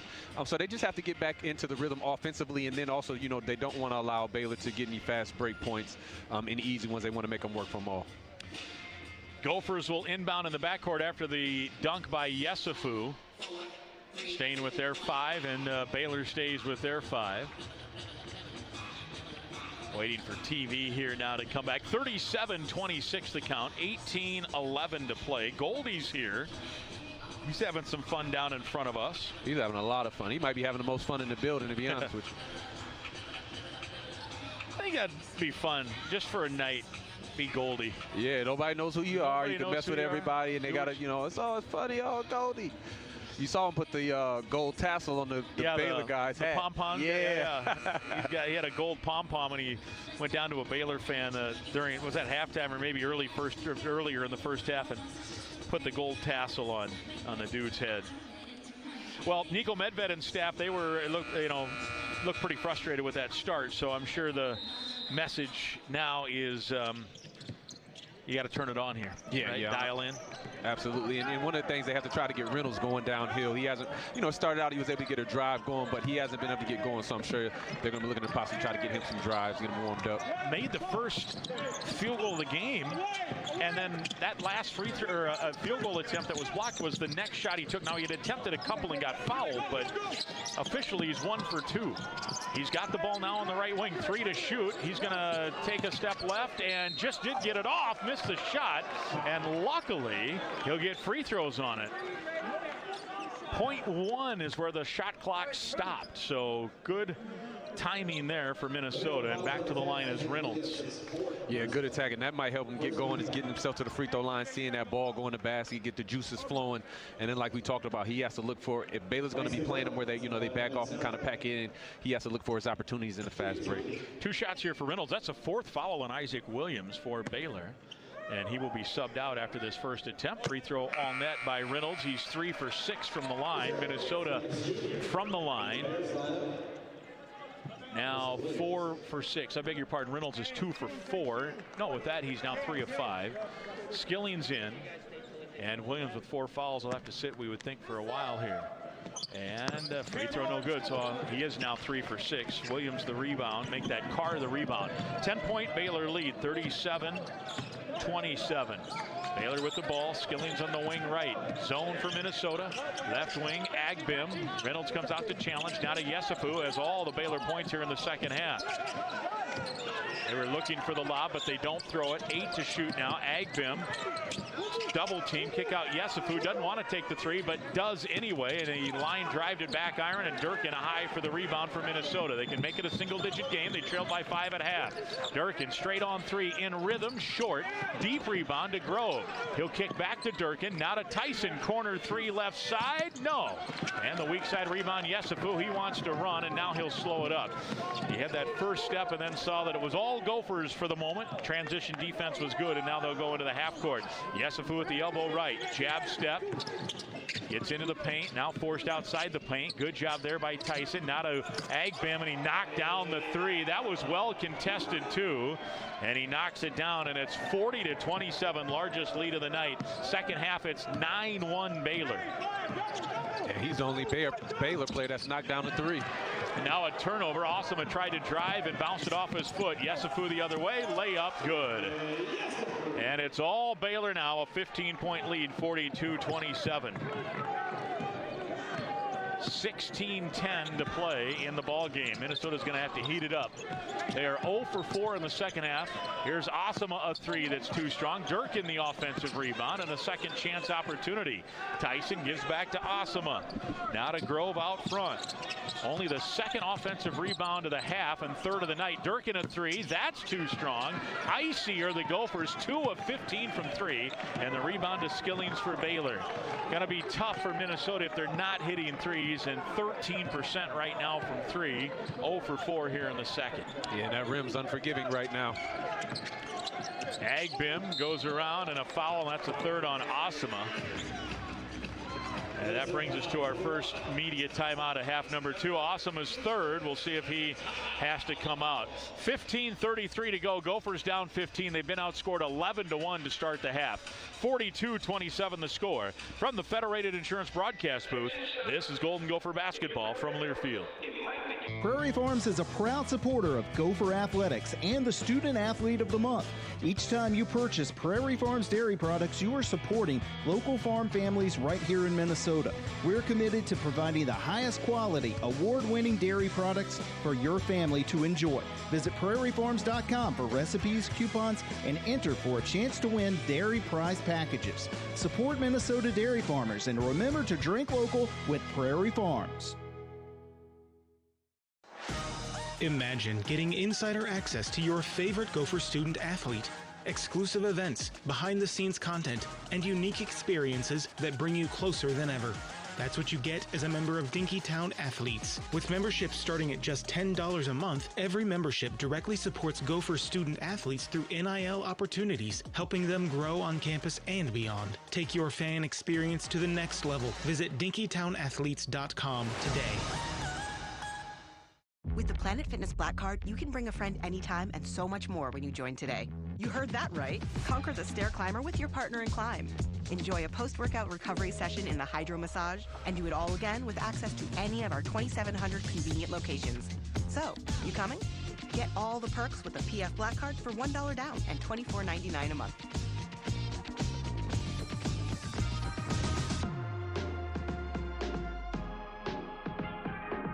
See Club for details.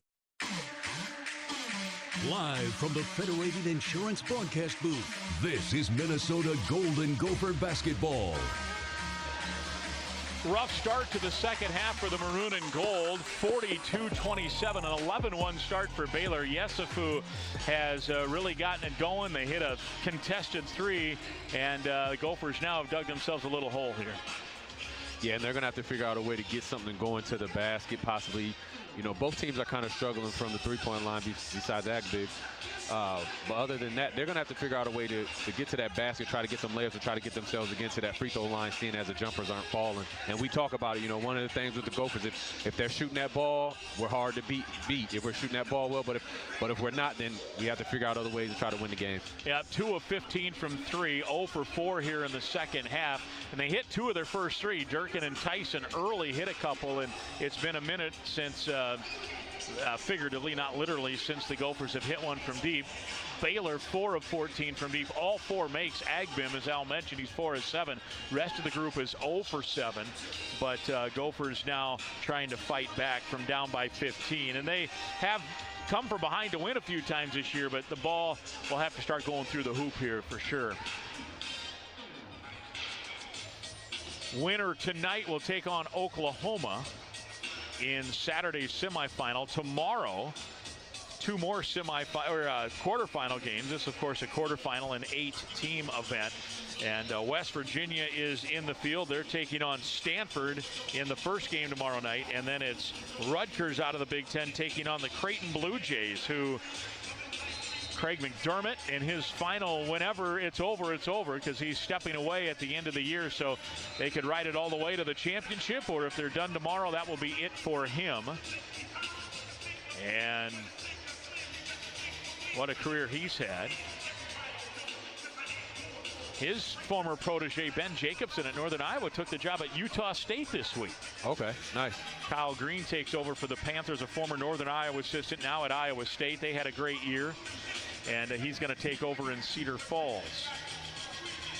So Minnesota down 15:30 to play. On defense are the Golden Gophers. Carr with it out front, and he gives to the right wing, or right elbow, I should say, to Skillings. Right side to Yesufu, freshman, 6'5", and he can move and shoot. Here's Carr, rattles in a shot from the right elbow area. He's got 6, and the lead now 17, 44-27. He's been talking his stuff a little bit. Carr, I'm wondering, did he get overlooked by the Gophers or something? Because he looked like he got a personal vendetta against us. Yeah, he's looking good. Here's a shot, no good. Tennessee's where he started. He played and grew up in Minnesota. The 3 was rebounded by Grove, but he was falling out of bounds, had to save it in. Baylor running the other way, gets fouled. Yesufu. Yeah, young years for Carr were spent in Eden Prairie. His dad, Chris Carr, the former Wolf, as we talked about, girls coach at Eden Prairie. And was he talking a little game there after he made that shot? Yeah, I've seen him a couple times early in the game, but he knocked down that jumper, looked over at my guy Jim Jackson working for Fox like, you see me. Well, he's got 6 points tonight. He's averaging 19. Free throw by Yesufu, good.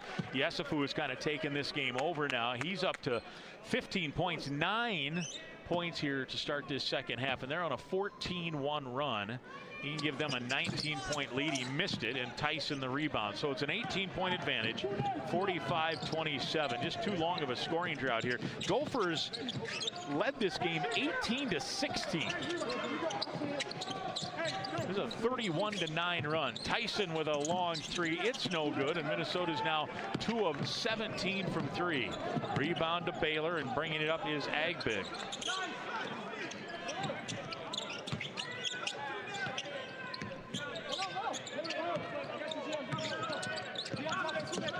It's a 29-9 run. Here's a shot. Agbim, a 3 is good. And Baylor now in total command, up by 21. 48-27.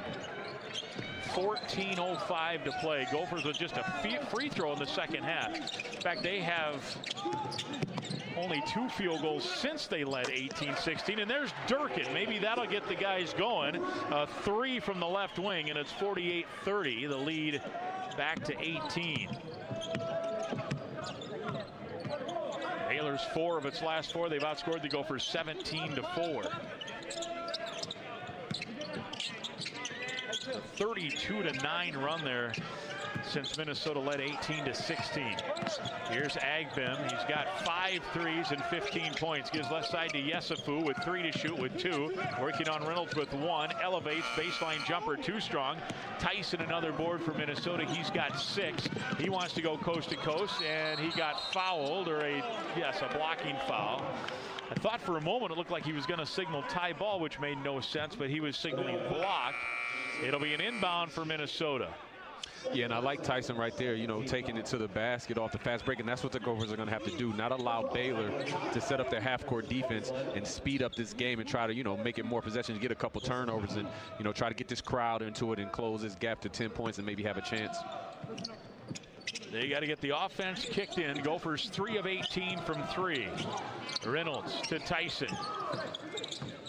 Working the dribble right, cut off. Now to Durkin, who just hit the 3. He'll elevate. His shot blocked by Carr. Carr got the rebound and a layup the other end. Good.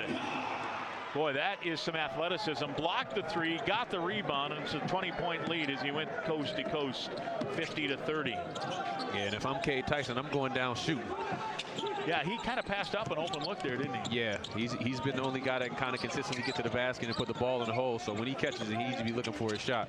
Shinholster and Osama with the 3 fouls out. Here's Reynolds to the lane. Layup good with the left hand. His second field goal of the night. He's got 7 points, and it's 50-32. The lead 18 here for the Bears. Baylor 8 of 11, 73% here in the second half. Carr gives out front. Agbim. This Baylor team was picked 7th to start the Big 12 season, preseason, and there was talk that maybe 10 Big 12 teams would make the tournament. They end up not making it. Their metrics were good, but they lost a lot of close games. 3 to shoot. Carr throws up an off-balance 3, trying to draw contact, and Tyson the rebound, and he got fouled by Ratai. First on Ratai, and that brings us to our under 12-minute timeout. 11:59 to go in the basketball game, and the lead is 18 for Baylor. Minnesota will have the ball when we come back, 50-32 from the Federated Insurance broadcast booth. This is Golden Gopher basketball from Learfield. Beats, bites, and big plays start here. Mystic Lake's Hop House is now open. Turn up the volume with live music every weekend. Savor all-star flavors that bring the heat, surrounded by wall-to-wall game day action. Legendary nights are on tap at the Twin Cities' newest sports bar and live music destination, Hop House. Now open at Mystic Lake Casino Hotel, proud sponsor of Gopher Athletics. Details at mysticlake.com. Hey, it's Hockey. You know, I'm always out running around, so anything that saves me time and money, that's a win. So check this out. Members Car Wash and Fuel is giving away free memberships until April 1st. That means unlimited premium car washes and club price top-tier fuel, all in one place. And their spot in Plymouth is awesome. The car wash is top-notch, and the fuel savings can hit around 40 cents a gallon. Sounds awesome, right? Well, don't wait. Only the first 5,000 people get that free deal. Just go to memberscarwashandfuel.com right now to get your free membership before they're gone. Know what the happiest bird is? Chicken. Cub fried chicken. Wait, let me rephrase that. Know what bird makes people happiest? Cub fried chicken. Crispy, crunchy, juicy, perfectly seasoned. It's the kind of chicken that disappears faster than you can say, 8-piece, please. Or, let's be real, maybe 12-piece. Because when it comes to fried chicken, more just means more happy. So if you're shopping chicken, shop Cub Fried Chicken and shop happy.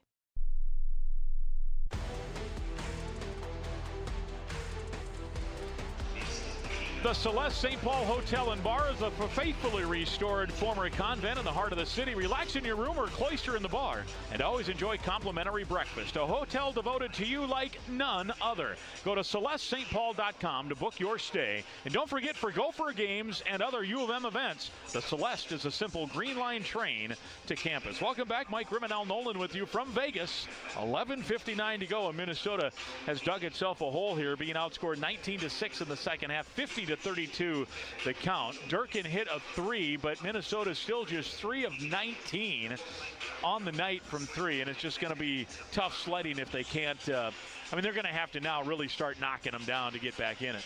Yeah, and trying to push the pace. So when they do get that rebound, you know, I know that they typically get into, you know, half-court offense, but they're going to want to get up into half-court offense quickly, or they're going to get that ball into Reynolds' hands, allow him to push it, or Tyson or Osama when he gets back in the game.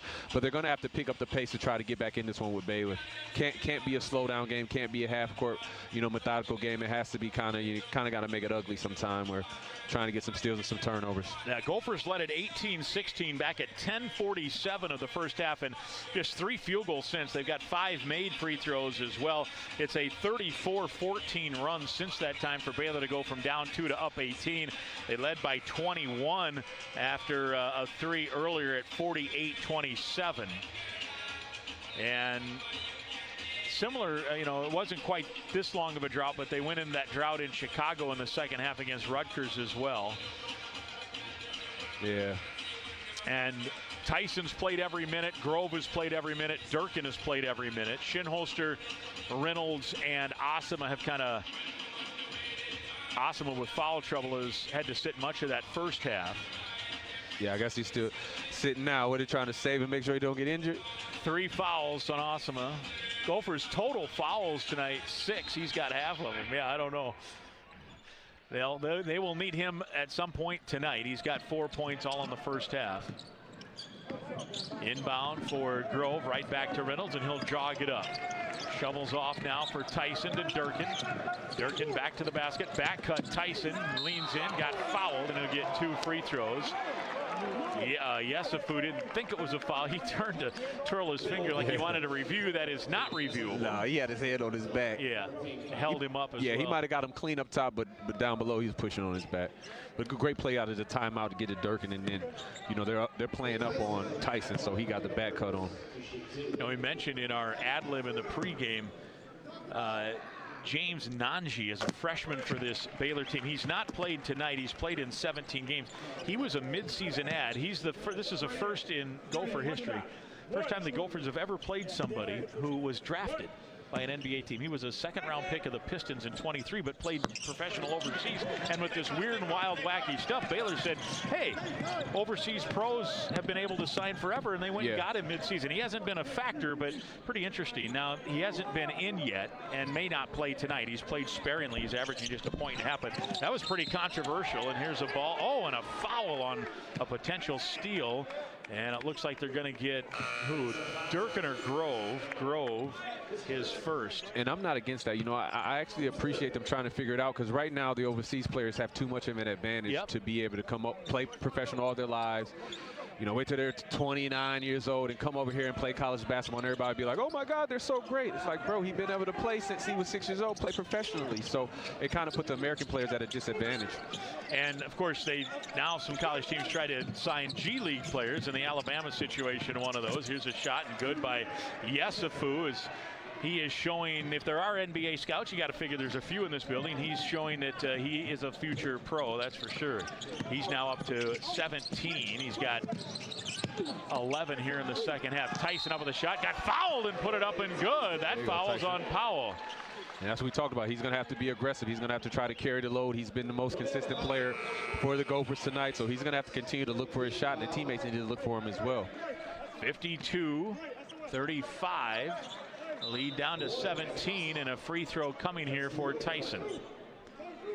Tyson with 16 and 7. He's the leading rebounder on this team. Gophers being out-rebounded by 7. Tyson's free throw is good. He's up to 17. He has 6 games of his last 8 have been over 20. 52-36, Gophers trailing. 10:50 to play. Yesufu, he's been going to work, goes baseline, leaps into the lane. Short arm, though, a 4-footer. Came up short. Rebound Durkin. Ahead to Reynolds. Wants to run. Takes it downhill right to the rim. Shot blocked, and that'll be a goaltend. Count the bucket for Reynolds. Good aggression that time. And the Gophers have crept to within 14 here, 52-38. Yeah, and that's what you want to see right there. They're getting that ball out in fast break and getting quick points, quick buckets. Try to climb back in this one. They're not out of it. You still got 10 minutes to go, only down 14 points. They can get back in this thing and put the pressure back on Baylor. And that is reviewable. They're not going to review it. Here's a pass down low. Shot blocked by Durkin, and here come the Gophers.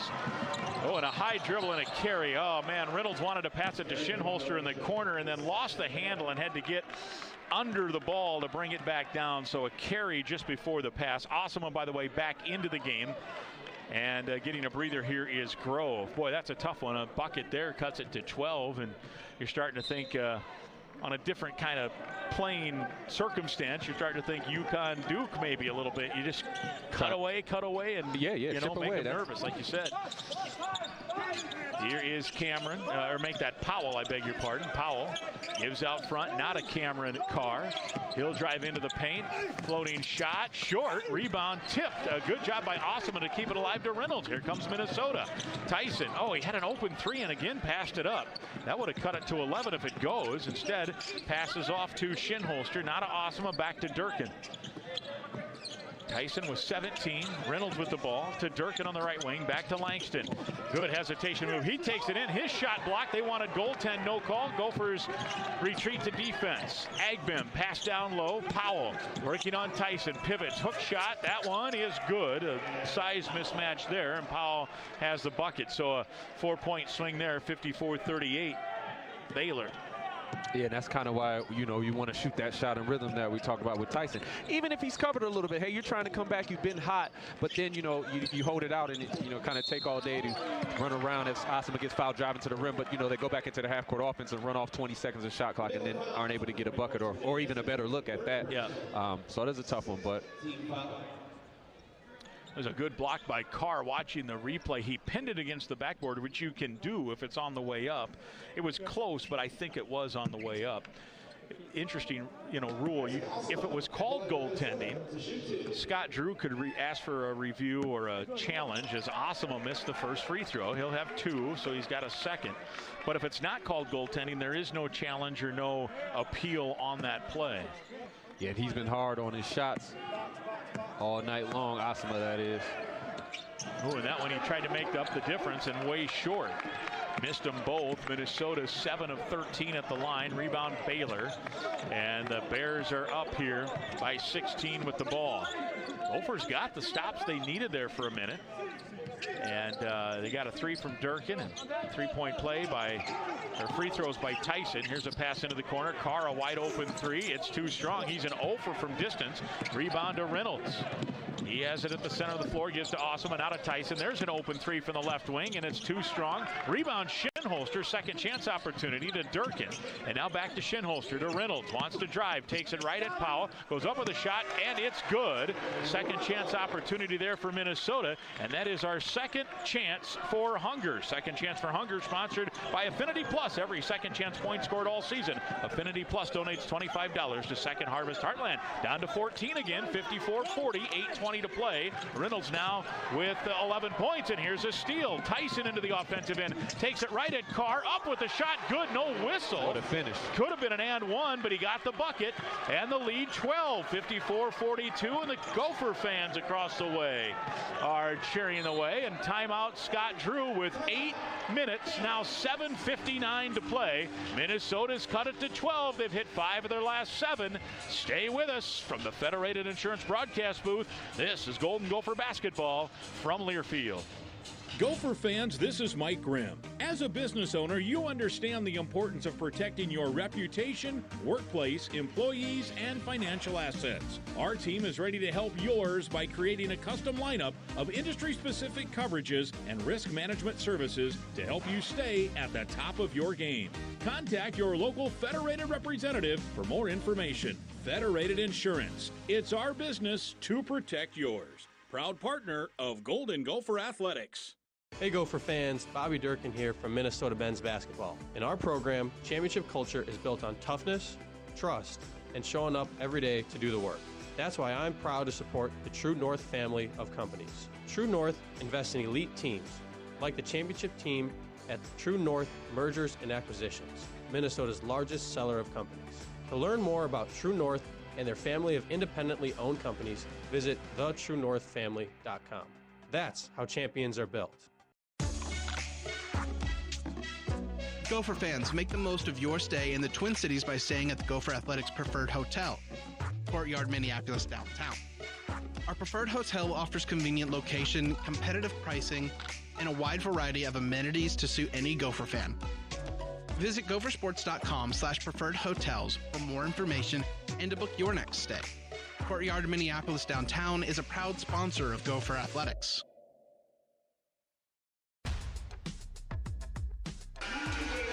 Hey, Gopher fans, turn to the experts at CenterPoint Energy for high-efficiency natural gas equipment rebates for your home and business. See why using natural gas is better for your budget and for the environment. For more info, go to centerpointenergy.com/save energy. Gophers have gone on a nice little run here to cut what was at one point a 21-point advantage down to 12, 54-42. Cade Tyson now up to 19. That's tops on the floor. Scott Drew took a timeout, and they will have the ball with 7:59 to play inbounding in the backcourt. So this is you chip away, and you never know. And maybe they grip the basketball a little tighter here. Oh, yeah, Baylor's definitely, they're gripping that basketball. That's why Coach called a timeout. But that's what the Gophers have to continue to do. And I believe they have to continue to push that ball and try to score in the broken floor, getting it up to Tyson, finding Reynolds. Reynolds did a great job of driving to the basket and giving his signature, pump fake, and then getting the guy in the air, was able to finish the layup. So they have to just be aggressive in the open floor and look to attack the basket. And if the three is there, knock it down, possibly in transition. But they're definitely putting the pressure on Baylor, and Baylor's feeling it as they made some bonehead turnovers down the stretch so far. Golden Gophers hoping to rally here. They have come from behind a few times this year. This would be their biggest come from behind win of the year, as they trailed by 21 not that long ago. Nico Medved has never faced Baylor. Minnesota has never faced Baylor. The winner of this one tonight goes on to play Oklahoma on Saturday. College basketball crown, a $500,000 kitty of money to be split up amongst the teams that win. The winning team tonight, the players will split up $50K. That becomes $100K if you win on Saturday, and it becomes $300K if you win on Sunday. And they said since you were Minnesota 2005 broadcaster of the year, you get a cut, right? I wish. Oh, that would be great. That would be outstanding. We got to get in on some of this NIL. Yeah, listen, tell me about it. I've been trying. I tried to fill out the slip where they said, you can get some back end money. Yeah. They're like, you didn't make the cut. Yeah. Too old. Inbound for Baylor. Gophers trying to get another stop here. Agbim with it, gives to Carr. Back to Agbim on the right wing. Gophers in a zone defense here. Tyson, and Gophers have gone small the last little bit. Ball is up and good as they ran into Tyson. They swallow the whistle. Carr with the bucket. He's in double figures now with 10, and it's back to 14, 56-42. Tyson, I think, thought he drew a charge there. 7:40 to play in the basketball game. Asama, bad pass. He was well covered. Agbim just stepping. Well, he didn't have to step in front. He was in front of Reynolds. For Asama now. Turnover number 3. Minnesota with 7 turnovers. 4 here in the second half. Agbim into the paint. Elevate, shot up. Good. Nice take by Agbim. That's his first 2 of the night. And he's got 17. It's a 4-0 run. And just like that, the lead back to 16. 58-42. Here's Shinholster on the drive. Grove again getting a breather. Gophers have gone small here. Reynolds into the paint. Got the shot and and one. Langston Reynolds, he's now up to 13 points, and he'll have a free throw coming. He had 4 at halftime, 9 here in the second half. Yeah, and he's gotten a lot more aggressive. Once he saw that ball go in the hole, he has a lot more energy, and it looks like, Baylor's really struggling to keep him out of the paint. So Reynolds has to continue to just go to that basket and might be able to draw a double team and start to hit Durkin and hit Tyson to try to knock down some threes and cut into this lead. 58-44, Reynolds with 1 here. He's 3 of 6 at the line tonight. And this one is too strong, and the rebound tipped. Oh, and Shinholster amongst the trees got it. Kick out Durkin. Oh, and he missed the 3. Had that gone, that would have gotten it down to 11. Good job by Shinholster with the offensive rebound there. There were 3 Baylor Bears, and they kind of knocked it out of each other's hands. Yeah. Baylor now going to take a little time here. 6:30 to play, and they lead by 14. Carr gives now into Isaiah Williams, who's back into the, or Isaac Williams, he's back into the game. He's got the 4 fouls. On the wing left to Yesufu. Jab step, doesn't use the dribble. Now to Williams, wants to drive on Durkin. Lost the ball, stolen away, turnover. Here comes Osama. Right hand dribble on the left side. Bouncing, good pass to Durkin. Skips it out now right wing for Shinholster. And here's Reynolds. Downhill, lost the ball, stolen away. Williams comes up with it. And Minnesota with 8 turnovers now. Baylor's done a nice job. They average about 11.5 turnovers. They have just 3 tonight. 1 in the entire first half. Carr out front. 14-point Baylor lead, under 6 to play. Agbim has had the hot hand from 3. He's got the ball, right hand dribble. Right corner, Carr working on Tyson. Got fouled. Let's see if they give him 2. Wow. They're going to give him free throws on that shot. Huh. I was wondering, I'm like, ain't no way they're going to call no continuation on that one and not the others for the Gophers in the first half. But yeah, they did. Maybe they took the refresher course at halftime to understand what the new rules. It happens. That's a good one, too. I like that one. Because in the first half, that was not continuation twice for Minnesota, but that's fine. Carr will go to the line to shoot 2. He's an 80% free throw shooter. And hits the first. 11 now for him. The lead is 15, 59-44. 5:39 to play here in Vegas. Glad you're with us here as we approach midnight, almost tomorrow, Al. Yeah, I'm sure some people are sleeping next to the radio. We're still here, guys. Wake up. And the free throw by Carr is good. A little extracurricular as Reynolds and Yesufu were kind of jockeying for position. 60-44, the lead 16 for Baylor. 5.5 to play in the ball game. Gophers need points, and they need them fast. Here's Shinholster driving into the paint, pivots, leans in. Good step through, but he missed the shot. Rebound, Yesufu. He spins and got fouled by Durkin, his first, not a shooting situation. Minnesota's 6th foul, and it'll be an inbound in the backcourt with Minnesota down 16. 3 of 21 now from 3 for Minnesota.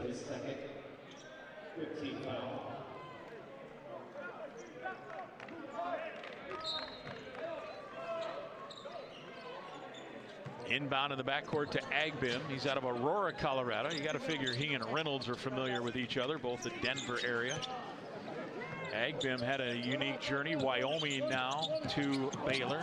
He was at Fort Lewis, a Division II player to start at Fort Lewis, 2 years. Here's Yesufu. A long 3 is no good. Rebound tipped, kept alive by Baylor, but it comes off to Durkin. He'll left-hand pass ahead for Osama. Osama scoreless here in the second half, just 4 points tonight. Left-hand pass to Reynolds cross court. Now to Durkin driving, 16-footer. It's off the mark. Gophers just really have not hit much in terms of jump shots. The rebound to Carr, and with 4:40 to go, the writing slowly but surely starting to go up on the wall here. 4.5 now, and Gophers trailing by 16. Williams gives left side to Yesufu. They are 5 of 18 from 3. All 5 makes have been Agbim. Yesufu is 0 for 4 from 3, but he's been good from 2, and he's got 17. 1 to shoot for Baylor. Agbim missed the shot. It was online, but too strong, and the strong side rebound to Durkin. Pass ahead to Shinholster. Open 3 from the left side. It's no good. Rebound tipped. Osama had a chance off the backboard. No, too strong on a tip attempt, and the Minnesota Gophers are now 3 of 22 from 3. And with 3:50 to go, Baylor will walk it up. Looks like Baylor will get Oklahoma Saturday. Williams with it out front.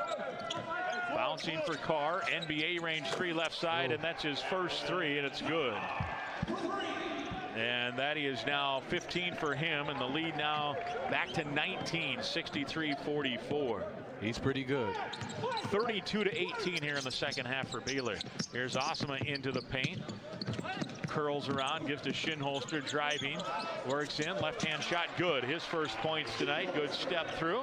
Shinholster, like, I'm getting me a bucket. Got to get something here in Vegas, and it's 63-46, the lead back to 17.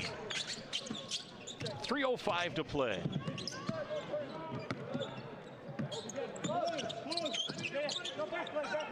Most of the threes for Minnesota have been open looks too, just not falling. Yeah. 3 of 22. Yesufu reverse layup, good. And I mean, outside of that, the shot that Carr just made, I mean, nobody else has hit a 3 either. Both teams have been kind of hard at the rim. Yeah, you take Yesufu away, they're 1 of 11 from 3. Here's Tyson, and foul on Carr. And we come to our final official timeout. 2:34 to play in the basketball game. Gophers down here by 19. 65-46. Hey, Gopher fans, Goldie's Run is back. It's presented by Abbott. It's Sunday, April 12th. Registration's still open. You can run or walk with the Gophers while raising money for M Health Fairview Masonic Children's Hospital. Help change the lives of pediatric patients with heart disease. Go to goldiesrun.com. Before we take the break, we owe you station identification on this early Thursday morning back home. 10 seconds. This is the Gophers Sports Network.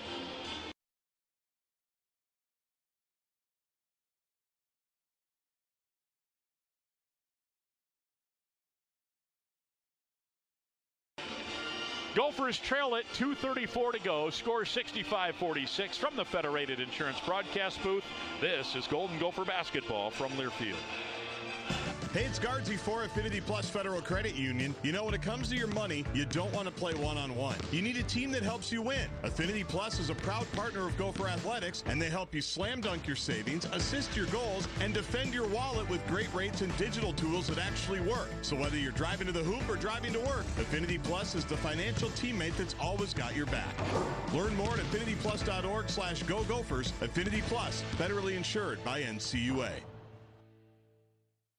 No matter how you drive it, there's a Ford for you. On the work site or out on the town, F-Series trucks provide power and toughness when you need it most. It's what makes them the best-selling trucks in America for 48 years. When adventure calls, the Bronco family always answers. That's because they're made for the great outdoors. With a flexible interior, the Ford Explorer adapts towards your needs. Visit your local Northland Ford dealers to find the perfect Ford for you. Plus, a great offer to go along with it. Based on 1977 to 2024 CY industry reported total sales. Score more with the college-branded Venmo debit card. Rep your team with every tap and earn up to 5% cash back through Venmo Stash, a new rewards program where the more you do, the more you get. Get your Venmo debit card today and start earning rewards with Venmo Stash. No monthly fee, no minimum balance. Learn more at venmo.com/collegecard. The Venmo MasterCard is issued by the Bancorp Bank, N.A. Select schools available. Venmo Stash bundle terms and exclusions apply at venmo.me/stash terms. Max $100 cash back per month.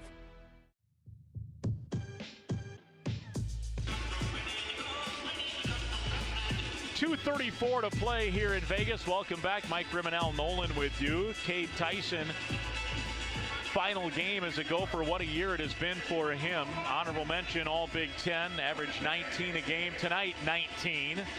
7 of 14 from the floor. It's our best in game feature. He's it. Brought to you by Old Dominion Freight Line. Old Dominion Freight Line works hard to be the best in the game and proud to support those striving to be the best in theirs. And he and Reynolds, the two outgoing players, playing in their final time, and they've combined now for 32 of the 46 points in this one.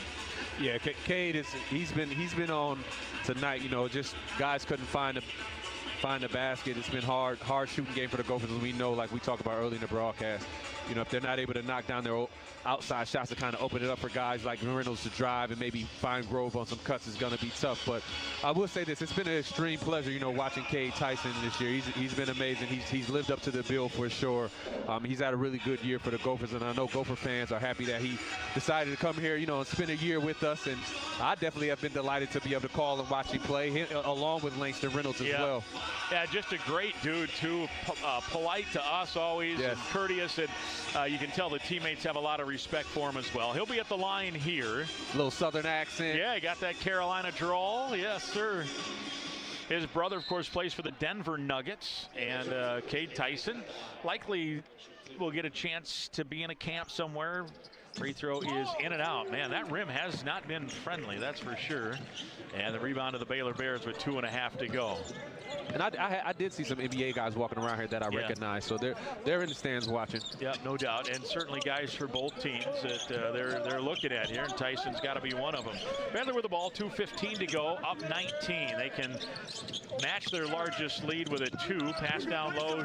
This is Powell, left-handed hook, rolls in, and he's got 6, make it 8 with that one, and the lead is back to 21, 67-46. Here's a drive by Reynolds, left-hand layup. May have been tipped from behind. It hit backboard, no rim. The rebound to Powell, who's had an impact in this one with a couple of block shots, and Baylor will bring it up. Bucket here gives them their biggest lead. We're under 2 to play, 1:40 to go, 67-46, and Baylor will take a timeout to get some subs in. Some guys that haven't played much. Into the game is a transfer from Arizona, Will Kirkendall, a sophomore. Also into the game is Drew Perry, a freshman. James Goodis, transfer from Indiana, a junior, into the game as well. So those 3 guys get into the game. Grayson Grove set to check in next dead ball as well. Maximus Gizzi is taking off his warm-ups. He'll likely get into the game also. Pass down low, fadeaway shot blocked by Tyson. Shot clock violation with 1:21 to go. Gizzi comes in, Grove comes in. Here's Tyson coming out. He'll get a little curtain call from the Gopher fans. A high five from the head coach. And high fives from the players, his teammates on the bench. Reynolds as well. Reynolds now coming out, getting their curtain calls. That's it for those guys as college players. 67-46, 1:15 to go. Grove has it out front for Minnesota, gives to Durkin on the right wing. Now to Gizzi. He has not scored this year. He's 0 for 1 from 3, 0 for 1 from the free throw line. Here's Durkin. He bounces toward the paint, kick to Gizzi. Oh, I thought maybe he'd try to get on the scorebook there. 4 to shoot. Now he has to get a shot up. Step back 16-footer. Good! How about Gizzi? Gets his first Division I points, so a little consolation there to see him get points. Scored a bunch of points at the NAIA level at both Huntington and Marion colleges in the state of Indiana. So if there's something that you can hang your hat on, he got some points. Yeah, that was a nice step back too. And like you, I thought he was going to shoot the first one. I'm like, why didn't you shoot that one? But then he got it back, got himself to the lane, step back. Nice step back by Gizzi. And a turnover here as Baylor's pass went to their bench. And just their 5th turnover. So Minnesota in the backcourt will inbound. Gizzi scored a bunch of points. He was out of New Palestine, Indiana, leading career point scorer at his high school. So the kid can play, no doubt. Here's Durkin. Here's Gizzi. Now he's going to try a 3 from the left corner. That's no good. Rebound tip. That's off of Shinholster. And it'll be Baylor ball. Shot clock turned off. 23 seconds to play. I was going to say, if he knocks that one down, he might start some controversy. We're like, where is it? Why hasn't he been playing? Maybe on the message board. Where's Max Gizzi been? There you go. No doubt. Baylor will not, well, they don't have to shoot. I shouldn't say they won't shoot. They might. They might try to get one of their guys at the end of the bench some points, but it looks like no. Scott Drew will go shake the hand of Nico Medved. A elbow tap, a shoulder tap, a little smile there. Both guys laugh, and a friendly handshake as we're winding down. 3 seconds, 2 second, 1, and that puts an end to this one. Baylor dominated the second half, outscoring Minnesota 36-22, and they win the game 67-48. They get a game over 500 now, 17-16 on the year. They'll take on Oklahoma on Saturday Saturday at 12:30 in the semifinals. The Gophers in year one for Nico Medved bow out at 15-18, and a one and done here at the CBC in Vegas, the college basketball crown. We'll hear from head coach Nico Medved coming up in the post-game show. We'll also give you scores. We'll give you the scorers in this one and have Al Nolan's thoughts on this ball game. Timeout as the game and season is over. Stay with us. Post-game show on the way. This is Golden Gopher basketball from Learfield. No matter how you drive it, there's a Ford for you. On the work site or out in the town, F-Series trucks provide power and toughness when you need it most. It's what makes them the best-selling trucks in America for 48 years. When adventure calls, the Bronco family always answers. That's because they're made for the great outdoors. With a flexible interior, the Ford Explorer adapts towards your needs. Visit your local Northland Ford dealers to find the perfect Ford for you. Plus, a great offer to go along with it. Based on 1977 to 2024 CY Industry reported total sales. Progressive presents the Passionate Sports Fan Checklist. Signed jersey of your favorite bench warmer? Check. 14 bobbleheads that look nothing like the players they're emulating? Check. Twin TVs so you can watch the game on 2 different networks simultaneously? Check. Life-size wall sticker of your favorite player that routinely freaks you out at night? Check. A second life-size wall sticker so after the first one freaks you out, you see the second and you're like, oh right, the wall stickers. Check and mate. Bundle your renters and auto insurance with Progressive and save on protection for the things on your checklist. Get a quote at Progressive.com. Progressive Casualty Insurance Company affiliates and third-party insurers not available in all states or situations covered subject to policy terms. It's the College Basketball Crown, live from Las Vegas, Nevada. This is Minnesota Golden Gopher basketball from Learfield. Small but mighty. Tough yet flexible. Bagster bags from WM mix durability with convenience for all kinds of projects. From home cleanups, renovations, and more. Bagster is a dumpster to make disposal easy. You fill it, WM collects it. To learn more, visit thebagster.com or purchase a Bagster at your local retailer. Buy, fill, gone. Bagster by WM. With the Planet Fitness Black Card, you can bring a friend anytime and so much more when you join today. You heard that right. Conquer the stair climber with your partner in climb. Enjoy a post-workout recovery session in the hydro massage and do it all again with access to any of our 2,700 convenient locations. So, you coming? Get all the perks with the PF Black Card for $1 down and $24.99 a month.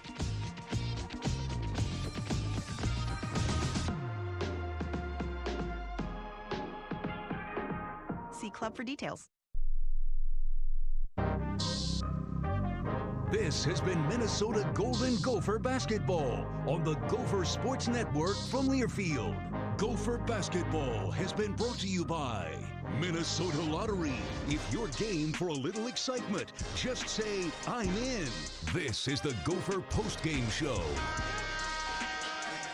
Welcome back. The Gophers in the season here tonight. The final 67-48. Minnesota 15-18 on the year. Time for our scoring summary presented by alumni-owned True North Mergers and Acquisitions, part of the True North family of companies. True North M&A serves business owners with companies generating up to $250 million in revenue.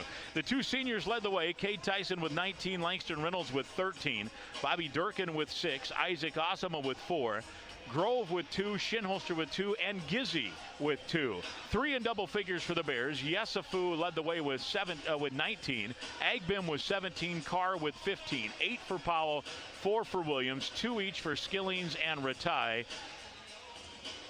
Perry, Kirkendall, and Goodis all played late but did not score, and that's a tail of the tape. The scoring summary presented by alumni-owned True North Mergers and Acquisitions. They should be on your team roster if you're selling your business. Understand your options and maximize your results quietly and confidentially. Visit TNMA.com. And our thanks to Brian Slipka and all the gang at True North for their great support of the Golden Gopher Athletic Department and Golden Gopher student athletes. We'll have more. Stay with us. Gophers fall here 67-48 in Vegas. From the Federated Insurance broadcast booth, this is Golden Gopher basketball from Learfield.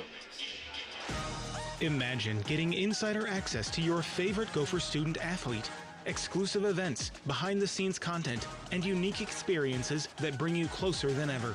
That's what you get as a member of Dinkytown Athletes. With memberships starting at just $10 a month, every membership directly supports Gopher student athletes through NIL opportunities, helping them grow on campus and beyond. Take your fan experience to the next level. Visit DinkytownAthletes.com today. Hey, it's Guardsy for Affinity Plus Federal Credit Union. You know, when it comes to your money, you don't want to play one-on-one. You need a team that helps you win. Affinity Plus is a proud partner of Gopher Athletics, and they help you slam dunk your savings, assist your goals, and defend your wallet with great rates and digital tools that actually work. So whether you're driving to the hoop or driving to work, Affinity Plus is the financial teammate that's always got your back. Learn more at affinityplus.org/GoGophers. Affinity Plus, federally insured by NCUA. It's the College Basketball Crown, live from Las Vegas, Nevada. This is Minnesota Golden Gopher basketball from Learfield.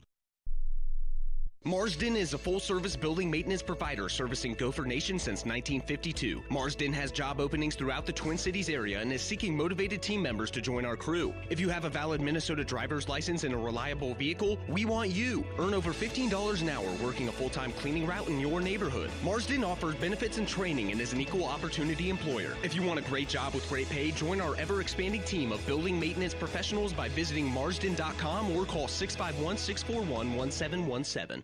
You can guarantee yourself a Minnesota maroon and gold win when you sell your business with True North Mergers and Acquisitions. True North M&A is a local alumni-owned company and a proud sponsor of Gopher Athletics. True North M&A provides brokerage services to small businesses as well as mergers and acquisition services to companies up to $250 million in revenue. Are you thinking about selling? True North M&A helps you maximize your life's work. Visit TNMA.com for a confidential conversation. Minnesota's largest seller of companies. That's TNMA.com.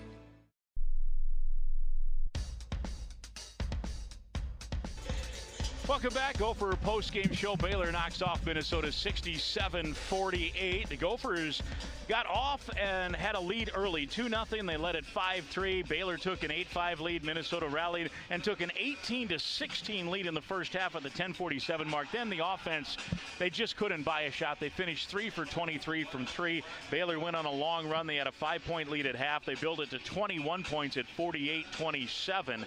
And the Gophers cut it to 12 at once. Had a 3 in the air that would have cut it to 11 and really got no closer. Here is how it all unfolded. Bounce pass to Grove, top of the key, back to the basket, couple of dribbles, shoveling underhand to Tyson on the right wing. They shift, and now Tyson right to the rim and a layup good. Nice take by Tyson, who's up to 5 points, and it's 8-7, Baylor by 1. Not a great look. Gophers will give that one up all day, and a good rebound by Minnesota. They have a chance to reclaim the lead. They had a couple of early leads. Durkin 3 for the lead is all net. Bobby Durkin, and the Gophers out front 18-16. 17 to shoot, under 3 to play in the half. Reynolds lobbing down low to Grove. Spinning left-hand shot good, and the first bucket of the night for Grove makes it a 29-24 game. Good feed there by Reynolds. Only 2 field goals since they led 18-16, and there's Durkin. Maybe that'll get the guys going. 3 from the left wing, and it's 48-30. The lead back to 18. He's now up to 17. He's got 11 here in the second half. Tyson up with a shot, got fouled and put it up and good. That foul's on Powell. Here's Shinholster on the drive. Grove again getting a breather. Gophers have gone small here. Reynolds into the paint, got the shot and one. Langston Reynolds, he's now up to 13 points, and he'll have a free throw coming. And that is how she all went down. Gophers, by the way, we mentioned they were up 18-16. It was a 32-9 run, if my math is right, from being up 2 to then trailing eventually by 21 about 5 minutes into that second half at 48-27. And that is how it unfolded. Gophers tonight had 3 block shots. $25 for each of those means $75 in our block hunger recap. $75 goes to Second Harvest Heartland to help feed families and change lives. Our thanks to Thrivent and the Gophers teaming up, because together we can all block hunger. Block for hunger, 3 blocks, $75. When we come back, we'll check scores. We'll hear from head coach Nico Medved and get Al Nolan's thoughts. Gophers fall here 67-48 from the Federated Insurance broadcast booth. This is Golden Gopher basketball from Learfield. Imagine getting insider access to your favorite Gopher student athlete. Exclusive events, behind-the-scenes content, and unique experiences that bring you closer than ever. That's what you get as a member of Dinkytown Athletes. With memberships starting at just $10 a month, every membership directly supports Gopher student athletes through NIL opportunities, helping them grow on campus and beyond. Take your fan experience to the next level. Visit DinkytownAthletes.com today.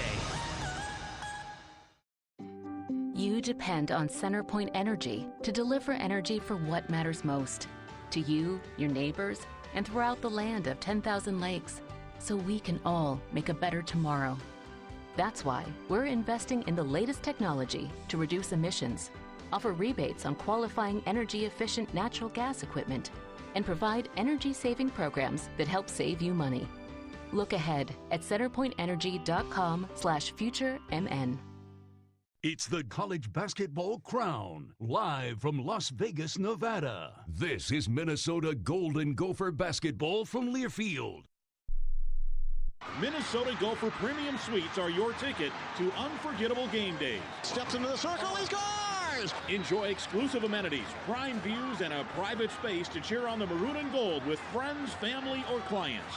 Whether you're closing deals or making memories, a premium suite takes your Gopher game day experience to the next level. Elevates for a three. Got it! Don't miss out. Suites are limited. Visit gophersports.com/premium. Elevate your game day experience. Know what happy is? Veggies. Crunchy, crispy, colorful, seasonal, aromatic, juicy veggies. Produce at its freshest. Cub produce. Best produce, period. Guaranteed to make you happy or will replace it. No questions asked. Because good produce makes veggie lovers happy. Just remember, fresh, happy. Stale, limp, and wilted, not happy. You want to make a veggie lover happy? Shop Cub for produce. And shop happy.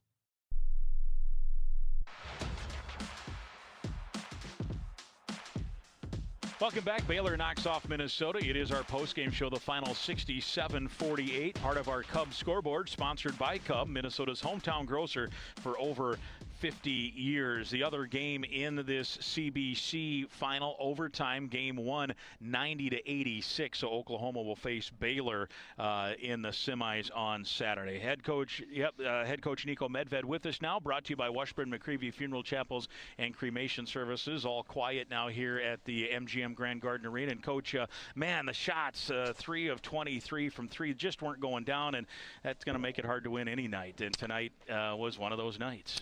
Yeah, it's unfortunate. I mean, obviously you got to give them a lot of credit. I thought they, were well prepared defensively. I thought their physicality bothered us early, and